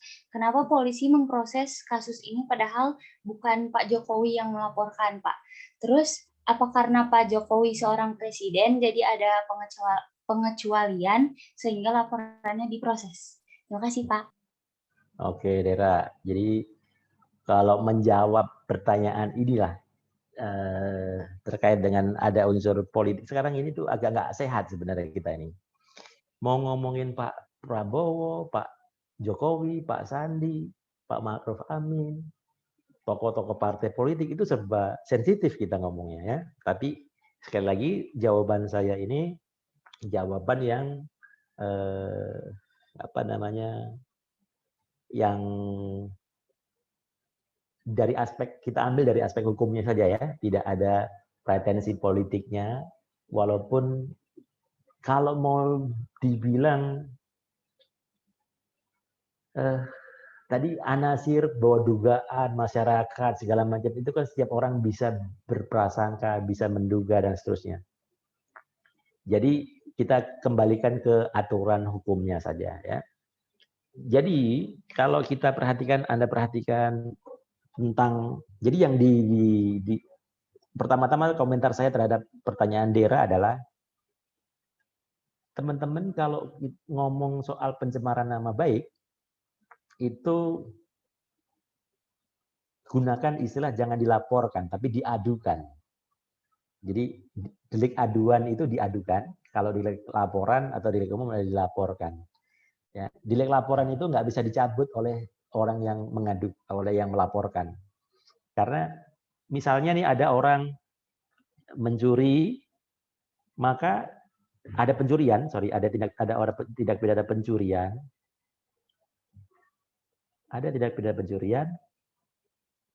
maka tidak perlu harus diadukan oleh korbannya supaya pencuri tadi bisa ditangkap atau diproses pidana. Tidak.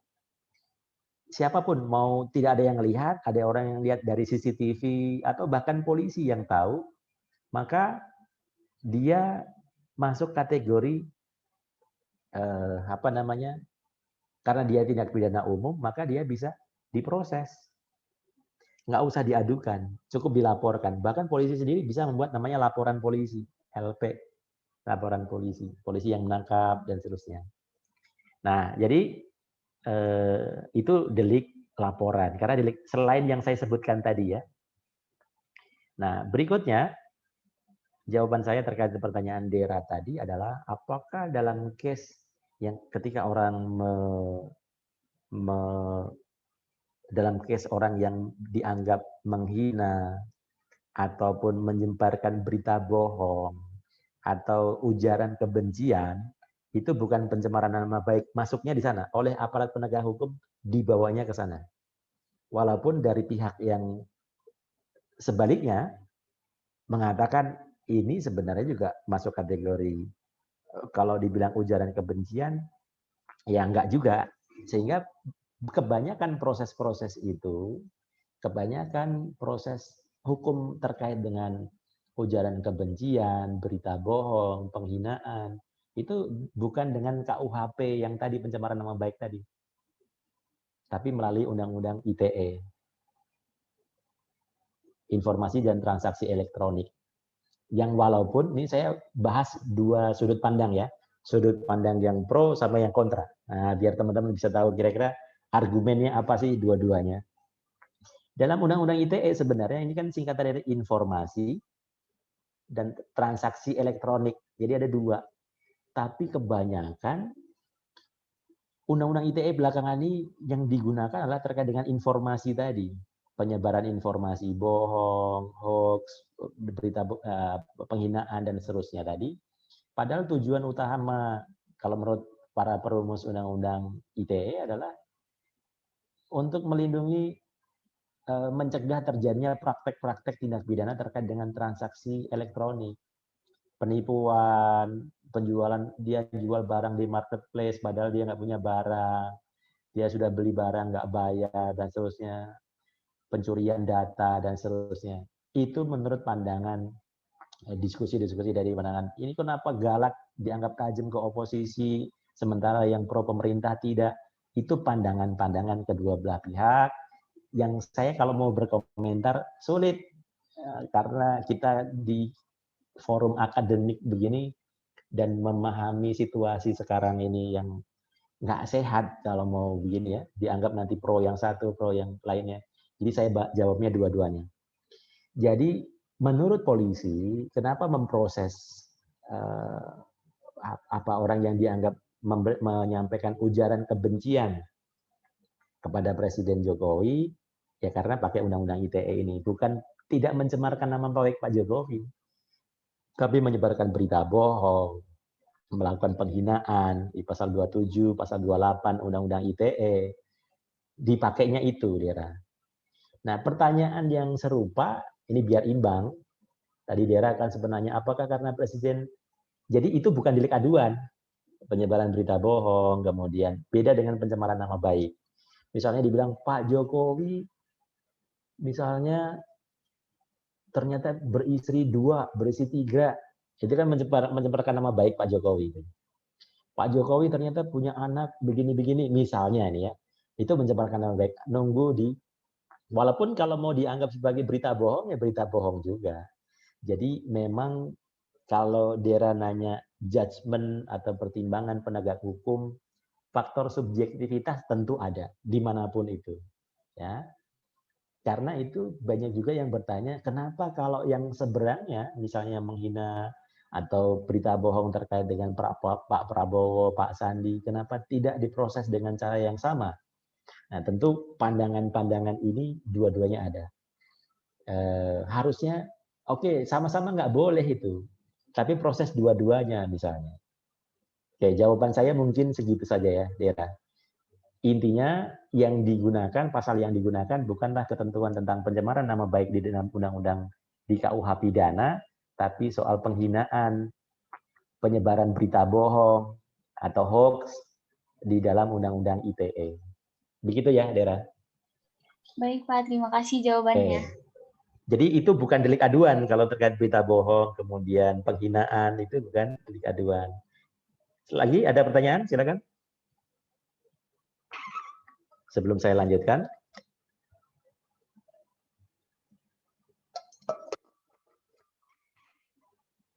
Kalau tidak ada, saya lanjutkan tentang objeknya. Habis ini ada pada kuliah nggak? Nggak ada, Pak. Ini yang Ya. Oke.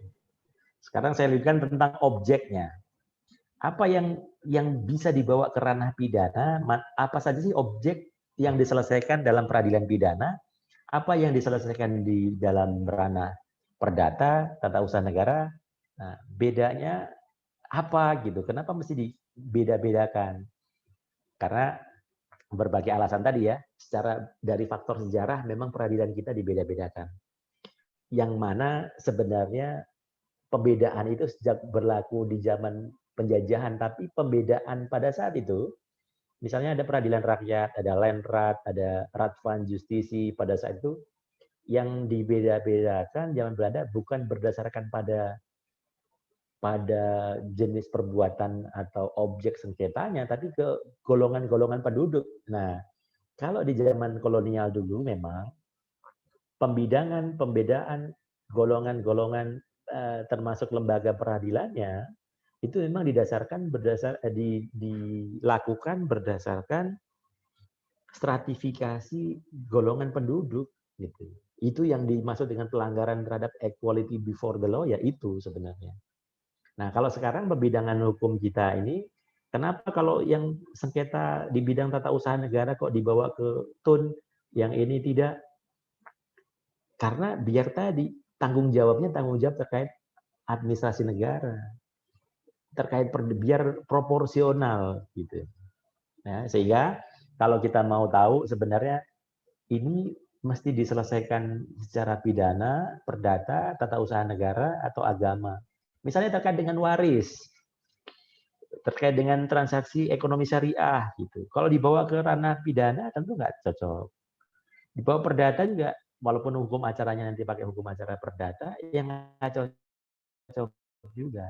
Jadi karena memang jenis sengketanya berbeda, maka dibuatlah atau diselesaikanlah melalui forum-forum yang berbeda pula. Gitu ya. Oke, sekarang kita bahas satu persatu. Walaupun hari ini kita akan selesai di pidana saya dulu, habis itu besok nanti sedikit perdata ya. Jadi, untuk mengetahui jenis perkara atau objek-objek perkara atau sengketa yang diselesaikan melalui jalur pidana atau perdata, berarti kita bicara tentang hukum ketentuan hukum materialnya. Jadi hukum formil atau hukum acara ini dipengaruhi oleh jenis hukum materialnya. Material yang mana sehingga diselesaikan secara formil, pakai formil yang mana gitu. Nah, yang pertama untuk perkara pidana. Tentunya objek sengketanya, objek perkaranya adalah tindak pidana. Dan objek tindak pidana itu kita mesti lihatnya di mana. Sehingga kalau teman-teman nanya, Pak, ini sebenarnya saya bisa bawa ke pidana nggak sih, Pak? Saya bisa laporin ke polisi nggak sih? Saya bisa adukan ke polisi, saya laporkan ke penyidik kejaksaan agung atau ke KPK misalnya. Maka langkah pertama yang harus dilakukan adalah perbuatan atau tindakan tadi masuk kategori atau kualifikasi sebagai tindak pidana atau bukan, atau tidak gitu. Karena kalau bukan tindak pidana ya nggak bisa diproses di sini. Nah, untuk mengetahui apakah perbuatan itu tindak pidana atau tidak, maka kita lihat di peraturan perundang-undangannya. Peraturan perundang-undangan material apa saja? Secara umum, ketentuan pidana kita diatur di KUH pidana. Rumah besarnya tindak pidana umum kita di KUH pidana. Yang sampai sekarang belum diubah, harusnya sudah mau diubah kemarin, tapi karena nggak jadi, ada banyak pertimbangan demo dan pertimbangan tertentu, akhirnya ditunggu RKUHP-nya sudah puluhan tahun, disusun dari tim 1, tim 2, ganti tim silih berganti, masih belum disahkan. Yang tadinya KUHP ini mau mengkompilasi tindak pidana yang lain juga mau digabungkan ke sini nih. Jadi tindak pidana secara umum di situ, kemudian ada tindak pidana khusus yang diatur dalam peraturan-peraturan khusus. Misalnya apa? Terkait dengan Undang-Undang Pemberantasan Tindak Pidana Korupsi, narkotika, perdagangan manusia, kejahatan lingkungan, kemudian pelanggaran hak asasi manusia, pidana anak, gitu ya. Yang secara khusus diatur, bisa jadi di KUHP sudah ada, tapi diatur lebih khusus untuk pidana. Termasuk tindak pidana di bidang administrasi, hukum administrasi, tapi ada mengandung sanksi pidananya, yang sering dikenal dengan istilah administratif penal. Administratif penal. Tindak pidana di bidang hukum administrasi. Tindak pidana pajak, kemudian terkait dengan apa ya? Selain pajak di administrasi, misalnya PNBP juga, PNBP di bidang apa lagi ya? Yang karena sekarang ini teman-teman administrasi tindak pidana di sini tidak selalu secara khusus dia membahas tentang hukum pidana. Misalnya terkait dengan perlindungan konsumen, terkait dengan ketenaga kerjaan. Itu kan bukan undang-undang pidana, tapi di dalamnya ada sanksi pidana. Bagi perusahaan yang mempekerjakan anak di bawah umur, mengerjakan orang dengan upah lembur tapi tidak membayar upah lembur, perlindungan konsumen menjual makanan-makanan yang mengandung bahan berbahaya, tidak memperhatikan, mencantumkan daluarsa makanan, dan seterusnya. Tidak mengurus sertifikat-sertifikat tertentu, padahal dia dipersyaratkan, misalnya. Nah, itu juga ada sanksi pidananya di sana. Gitu ya. Nah, jadi untuk mengetahui apakah dia bisa diproses secara pidana atau tidak, kata kuncinya adalah cek di peraturan perundang-undangan ini. Ada nggak perbuatan itu diatur dan dinyatakan sebagai sebuah tindak pidana? Karena peraturan pidana kita sebagai salah satu negara dengan penganut sistem civil law yang kalau mau dibilang dibilang vulgar civil law murni juga nggak juga, tapi sebagian besar kita adalah civil law, di mana peraturan perundang-undangan kita terutama di bidang pidana, kecuali kalau perdata kita sudah banyak tercemar, tanda petik tercemar bukan berarti jelek ya, sudah terpengaruh oleh unsur-unsur common law. Praktek-praktek common law, hukum perusahaan, hukum perseroan terbatas, dan segala macam, perlindungan konsumen, itu sudah banyak pengaruh dari negara-negara Inggris, Amerika, Singapura, Malaysia. Common law itu sudah banyak masuk ke kita. Tapi di bidang pidana kita masih sangat kental nuansa civil law atau Eropa kontinental, di mana asas yang cukup penting di dalam hukum pidana kita namanya asas legalitas. Itu masih kuat dipakai di Indonesia. Arti legalitas adalah sebagaimana ketentuan dalam pasal 1 ayat 2 KUH Perdata, KUH pidana kita yang mengatakan, atau ke dalam bahasa Latinnya dikenal dengan asas nullum delictum nulla poena sine praevia lege poenali gitu. Tulisannya panjang, saya nggak muat di sini, jelek.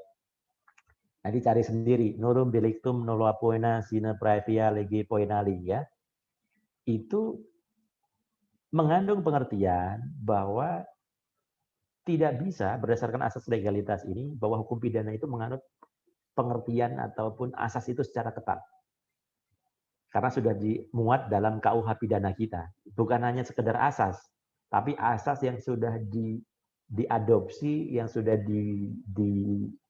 dipositifkan menjadi bunyi undang-undang ya dalam KUH pidana kita, bahwa tidak bisa seseorang, baik orang pribadi maupun badan ya, tidak bisa seseorang dipidana, dijatuhi sanksi pidana atas suatu perbuatan di mana perbuatan itu belum diatur dalam undang-undang. Jadi kalau ada perbuatan-perbuatan tertentu yang menurut undang-undang dia bukan merupakan perbuatan pidana, maka tidak bisa dia dipidana. Misalnya, ada seorang pejabat atau hakim ketemu dengan salah satu pihak yang berperkara dalam suatu sengketa. Main golf bareng, atau main tenis bareng, atau jaksa ketemu dengan pihak yang berperkara. Maka kita cek di sini, ada nggak larangan, apakah perbuatan tadi merupakan tindak pidana? Tidak ada main golf bareng sebagai tindak pidana. Maka tidak boleh, tidak dapat dikenakan pidana. Bahwa ini pelanggaran etika, pelanggaran profesionalisme, dan seterusnya, bisa jadi iya. Karena akan berpengaruh terhadap independensi aparat penegak hukum tadi. Akan tetapi ketika proses bermain golf, bertemu, rapat, makan bersama, ternyata ada transaksi-transaksi tertentu, ada suap di sana. Maka suap tadi lain cerita, antara bertemu, ngobrol, makan dengan suap itu dua hal yang berbeda. Nah, suap ada diatur di sini di Undang-Undang Pemberantasan Tindak Korupsi ada, di KUHP ada, tapi karena lex spesialisnya ada di undang-undang khusus, maka yang berlaku di Undang-Undang Tindak Pidana Korupsi. Contohnya begitu. Di luar itu yang diatur di Undang-Undang Pidana, sepanjang dia tidak mengatur, maka ya tidak boleh diproses secara pidana. Begitu ya.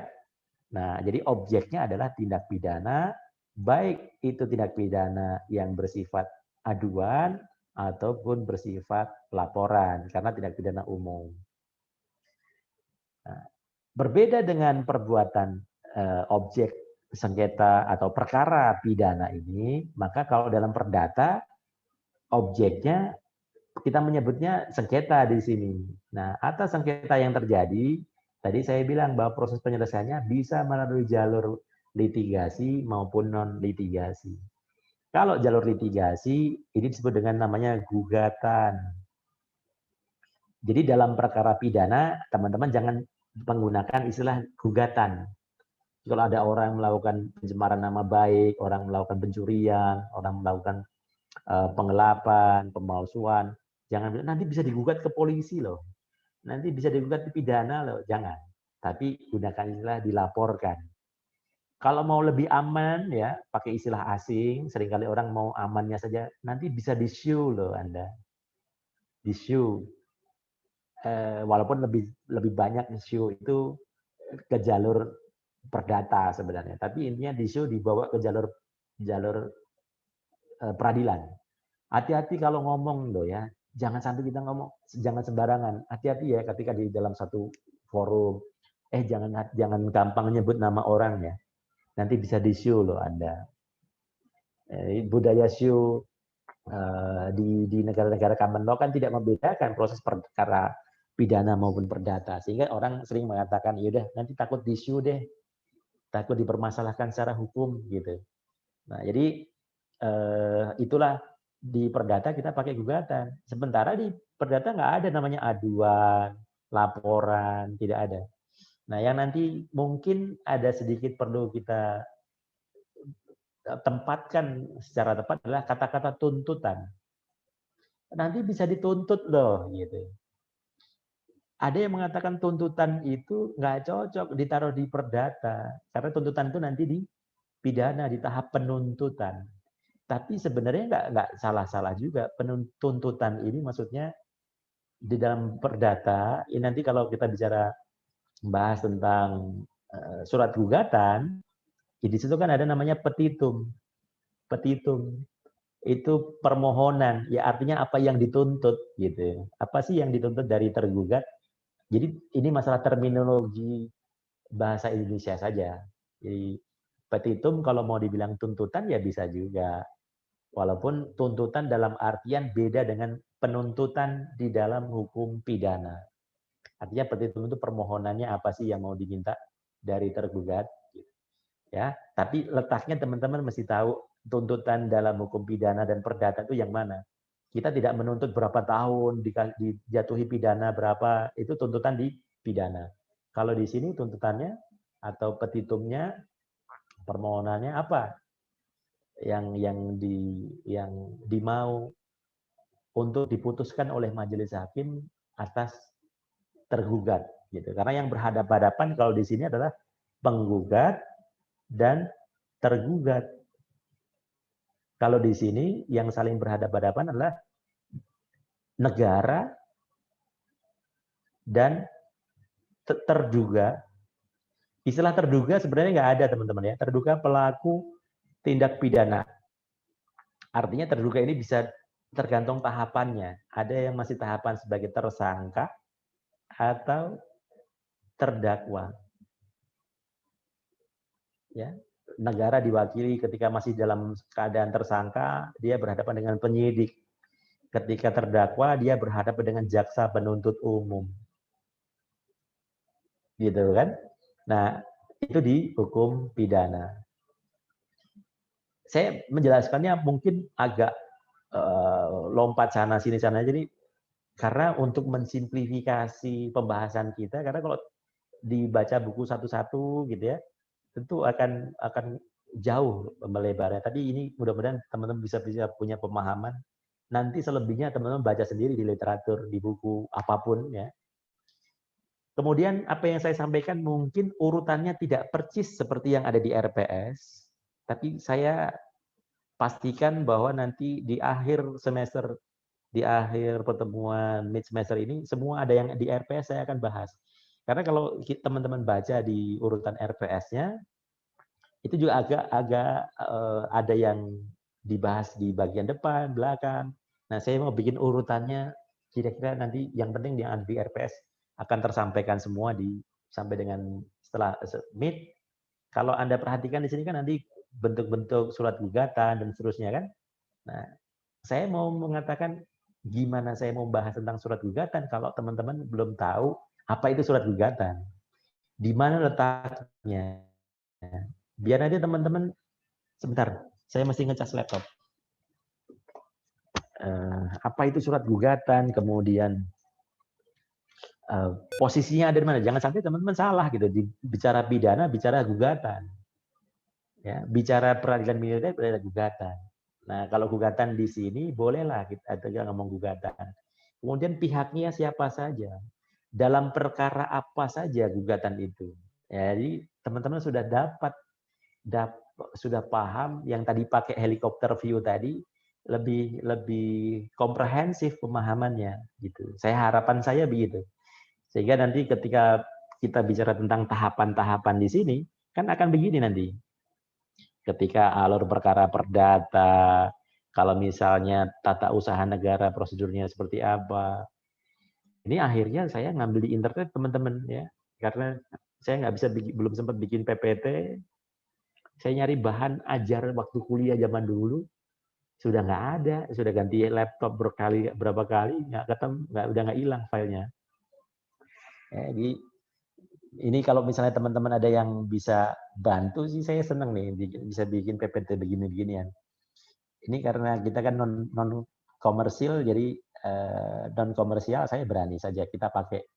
Yang penting referensinya nanti saya cantumkan.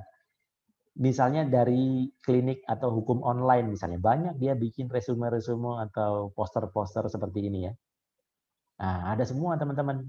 Jadi teman-teman kan nanti saya kirim juga boleh, Anda cari sendiri di hukum online juga banyak. Nanti saya akan ceritakan alurnya seperti apa sih dari prosedur-prosedur ini. Ini sangat membantu. Saya sebenarnya mau bikin begini tadi kan mesti ada yang bikinin gitu ya. Tapi dalam waktu singkat ini setidaknya saya pakai ini deh. Apa namanya, dari hukum online nih diambilnya ya. Dari hukum online nanti kita akan bahas alurnya, baik proses perkara pidana, perdata, termasuk alur yang tadi.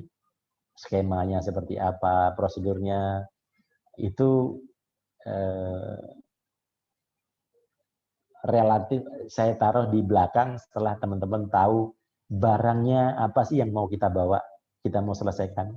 Ini makhluknya atau objeknya apa saja sih. Karena kalau kita nggak tahu objeknya apa, nanti salah badan peradilan.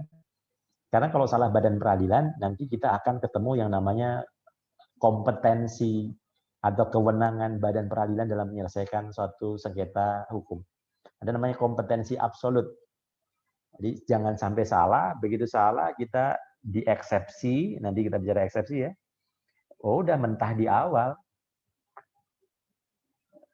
Gugatannya nggak bisa diterima dan lain sebagainya.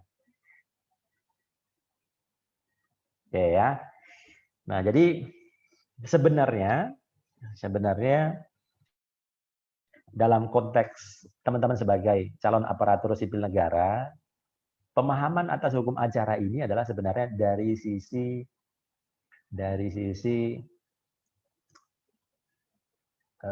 bukan penggugat sebenarnya. Jarang kita di instansi pemerintah ini melakukan gugatan-gugatan kepada warga negara. Tapi atas produk-produk hukum ataupun atas perbuatan-perbuatan tata usaha negara yang kita lakukan, tidak jarang kita digugat. Jadi setidaknya kita paham ketika menghadapinya, bagaimana kita cara menghadapi gugatan-gugatan, ataupun kita didudukkan, ditarik sebagai para pihak di dalamnya. Sebagai turut tergugat, sebagai tergugat, baik tergugat 1, 2, 3, termasuk turut tergugat. Teman-teman masih tahu bagaimana bersikap dan nggak perlu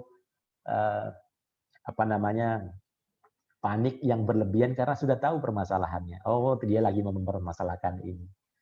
Demikian juga kita juga bisa tahu, lah kok dia gugatnya ke sini? Ini mah gugatannya lemah nih. Salah objek nih. Salah orang nih. Error in persona nih. Nah, ini gugatannya kabur nih. Jadi setidaknya teman-teman sudah bisa ada bayangan bahwa oh ini perkaranya nggak terlalu serius nih. Oh kita cuma jadi turut tergugat nih. Tapi kalau kita nggak datang, kalau kita nggak penuhi panggilan-panggilan ini juga bisa berimplikasi serius nih. Jadi mending sebaiknya saya datang. Nah kira-kira begitu ya. Jadi sebenarnya pemahaman bicara tentang hukum litigasi itu spesialisasi orang beda-beda, teman-teman. Saya sendiri kalau boleh cerita. Besok ingetin saya ya untuk perdata. Perdata saya selesaikan dulu deh sebelum saya cerita. Perdata ini objek sengketanya tadi gugatan dan gugat menggugat tadi. Ini isinya objek sengketanya itu ada 2. Dalam perkara perdata, tapi perdata umum ya, perdata umum. Karena ada perdata khusus terkait misalnya dalam hal kepailitan, dalam hal sengketa terkait pelanggaran hak kekayaan intelektual, itu perlindungan konsumen gitu ya. Itu hal-hal yang sifatnya khusus. Tapi secara umum di dalam sumbernya di mana? Sumber kalau tadi kan KUH pidana dan peraturan pidana khusus lainnya ya. Nah, kalau di sini sumbernya berarti KUH Perdata, KUH Per ya, data, atau BW, bergelek wetbook, dan peraturan-peraturan yang terkait dengan keperdataan lainnya. Ya, termasuk di dalamnya juga tadi ya, soal kepailitan, soal perlindungan konsumen. Yang kemarin saya singgung sebenarnya ketenagakerjaan, perselisihan hubungan industrial, kemudian di pengadilan niaga terkait dengan pelanggaran kekayaan intelektual, gitu ya. Sengketa-sengketa keperdataan ini, kecuali kalau di dalamnya ada unsur pidana, tarik ke sini. Di undang-undangnya tadi ada yang sifatnya perdata, ada juga sanksi administrasinya, gitu ya. Nah, secara garis besar, objek sengketa di dalam hukum perdata ini atau peradilan perdata ini ada 2 objek sengketanya, yaitu objek sengketa wan prestasi, gugatan wan prestasi, dan gugatan perbuatan melawan hukum. Ya, bedanya apa? Gugatan wan prestasi, kalau gugatan wan prestasi itu gugatan yang diajukan yang berkaitan dengan adanya perjanjian. Kalau perbuatan melawan hukum adalah gugatan yang terkait dengan adanya perbuatan-perbuatan tertentu yang dianggap melawan hukum karena timbulnya kerugian. Jadi sebenarnya waktu itu di awal-awal saya kan cerita kepada teman-teman bahwa dalam hidup bermasyarakat, ya, dalam hidup bermasyarakat, warga negara ini punya hubungan hukum 2 dengan hukum publik dengan negara dalam mungkin dan dengan sesama warga negara, gitu kan? Kalau publik kan tadi pidana, tata usaha negara, administrasi negara dan seterusnya. Nah, dalam berwarga negara sebagai dengan warga negara atau hubungan hukum privat, dia juga punya kewajiban-kewajiban, punya ikatan-ikatan, punya perikatan-perikatan yang disebut dengan prestasi. Nah, perikatan-perikatan atau prestasi, kewajiban-kewajiban hukum tadi, prestasi itu bisa memberikan sesuatu, menyerahkan sesuatu, melakukan sesuatu, atau tidak melakukan sesuatu, bisa karena perjanjian, karena saling bersepakat, bisa karena hukum, karena undang-undang. Ya kan, kemarin saya singgung tuh asas servitude, bahwa intinya tidak boleh merugikan orang lain lah gitu. Nah, yang ini karena dia sepakat berjanji jual beli, pinjam meminjam, perjanjian kredit, sewa menyewa dan lain sebagainya. Perjanjian pengiriman barang dan lain sebagainya. Nah, kalau di sini tidak, intinya orang hidup tidak boleh saling merugikan sesama warga negara. Artinya punya kewajiban. Perikatan itu lahir bisa karena perjanjian, bisa karena undang-undang.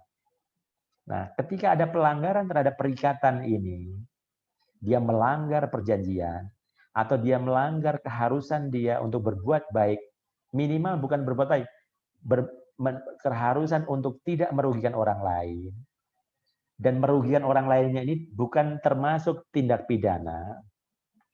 Kayak tadi ya, ada orang yang merasa, misalnya, ada orang yang punya rumah, parkirannya cuma satu sebenarnya. Dia punya garasi cuma satu, tapi mobilnya ada 5 yang kemarin saya cerita itu. Sampai ke tetangga-tetangga. Ini kalau ditarik ke pidana agak lemah nih. Pidana yang mana? Dia ngerusak lingkungan kita juga enggak. Pintu masuk kita juga enggak terhalang. Tapi kan kita terganggu nih, dirugikan. Saya mau parkir susah, saya mau apa-apa susah. Nah, kerugian-kerugian yang semacam ini lebih tepat ditaruh di kerugian secara perdata, bahwa dia telah melakukan perbuatan melawan hukum secara perdata. Karena di pidana lemah pasal-pasal yang mengatur tentang tidak boleh parkir tetangga. Ini paling-paling nanti jatuhnya di peraturan daerah tuh. Perda-perda itu melarang, misalnya Jakarta, Depok itu sudah melarang, bahkan di derek dan seterusnya. Teman-teman mungkin ada yang ngalami, ada yang tidak. Banyak, saya pernah ketemu tuh teman-teman. Ada rumah yang dia punya rental mobil. Usaha rental mobil, tapi parkirnya ganggu tetangga. Jadi bukan hanya mobilnya dia nih, dia rental. Jadi parkir di nyebar gitu. Nah, itu kalau mau dibawa ke pidana pasalnya yang mana gitu. Dia nggak ngerusak properti orang dan segala macam, tapi menghalangi akses orang untuk parkir, menikmati pemandangan yang leluasa karena dipenuhi oleh waktu saya udah mau habis, kita selesaikan ya. Nanti saya nggak bisa nutup. Intinya begitu, gugatan perdata itu cuma 2. Kalau nggak one prestasi, ya PMH. One prestasi berarti terkait dengan perjanjian, ada yang ingkar janji, gugat perdata one prestasi. PMH ada orang yang merugikan orang lain, dan kerugian itu disebabkan oleh orang yang menyebabkan kerugian, maka bisa digugat melalui jalur perdata. Tapi kalau mau diselesaikan secara damai, dengan negosiasi, konsiliasi, mediasi, ya silakan. Ini nanti dengan arbitrase, ya silakan. Itu pilihan hukum. Itulah karakteristik dari perkara pidana. Perdata. Tidak semuanya dibawa pidana. Kalau pidana mesti dilihat, ada yang aduan, ada yang laporan. Laporan pada prinsipnya tidak ada negosiasi penyelesaian kalau jalur deliknya delik umum. Walaupun nanti kita akan bicara tentang asas oportunitas yang dimiliki oleh Jaksa Agung misalnya. Kapan suatu perkara bisa dihentikan demi kepentingan umum, demi kepentingan hukum. Nah, itu nanti dalam proses litigasi di tahapan-tahapan litigasinya. Saya rasa begitu teman-teman untuk perkuliahan kita hari ini. Kita foto dulu untuk bahan saya bikin laporan perkuliahan ya. Sebentar. Saya foto dulu ya. Takut saya salah ngambil print screen karena laptopnya beda. Oke, saya akhiri teman-teman. Selamat sore. Assalamualaikum warahmatullahi wabarakatuh. Sampai ketemu minggu depan. Waalaikumsalam warahmatullahi wabarakatuh. Terima kasih, Pak. Terima kasih, Pak. Oke, sama-sama. Ya.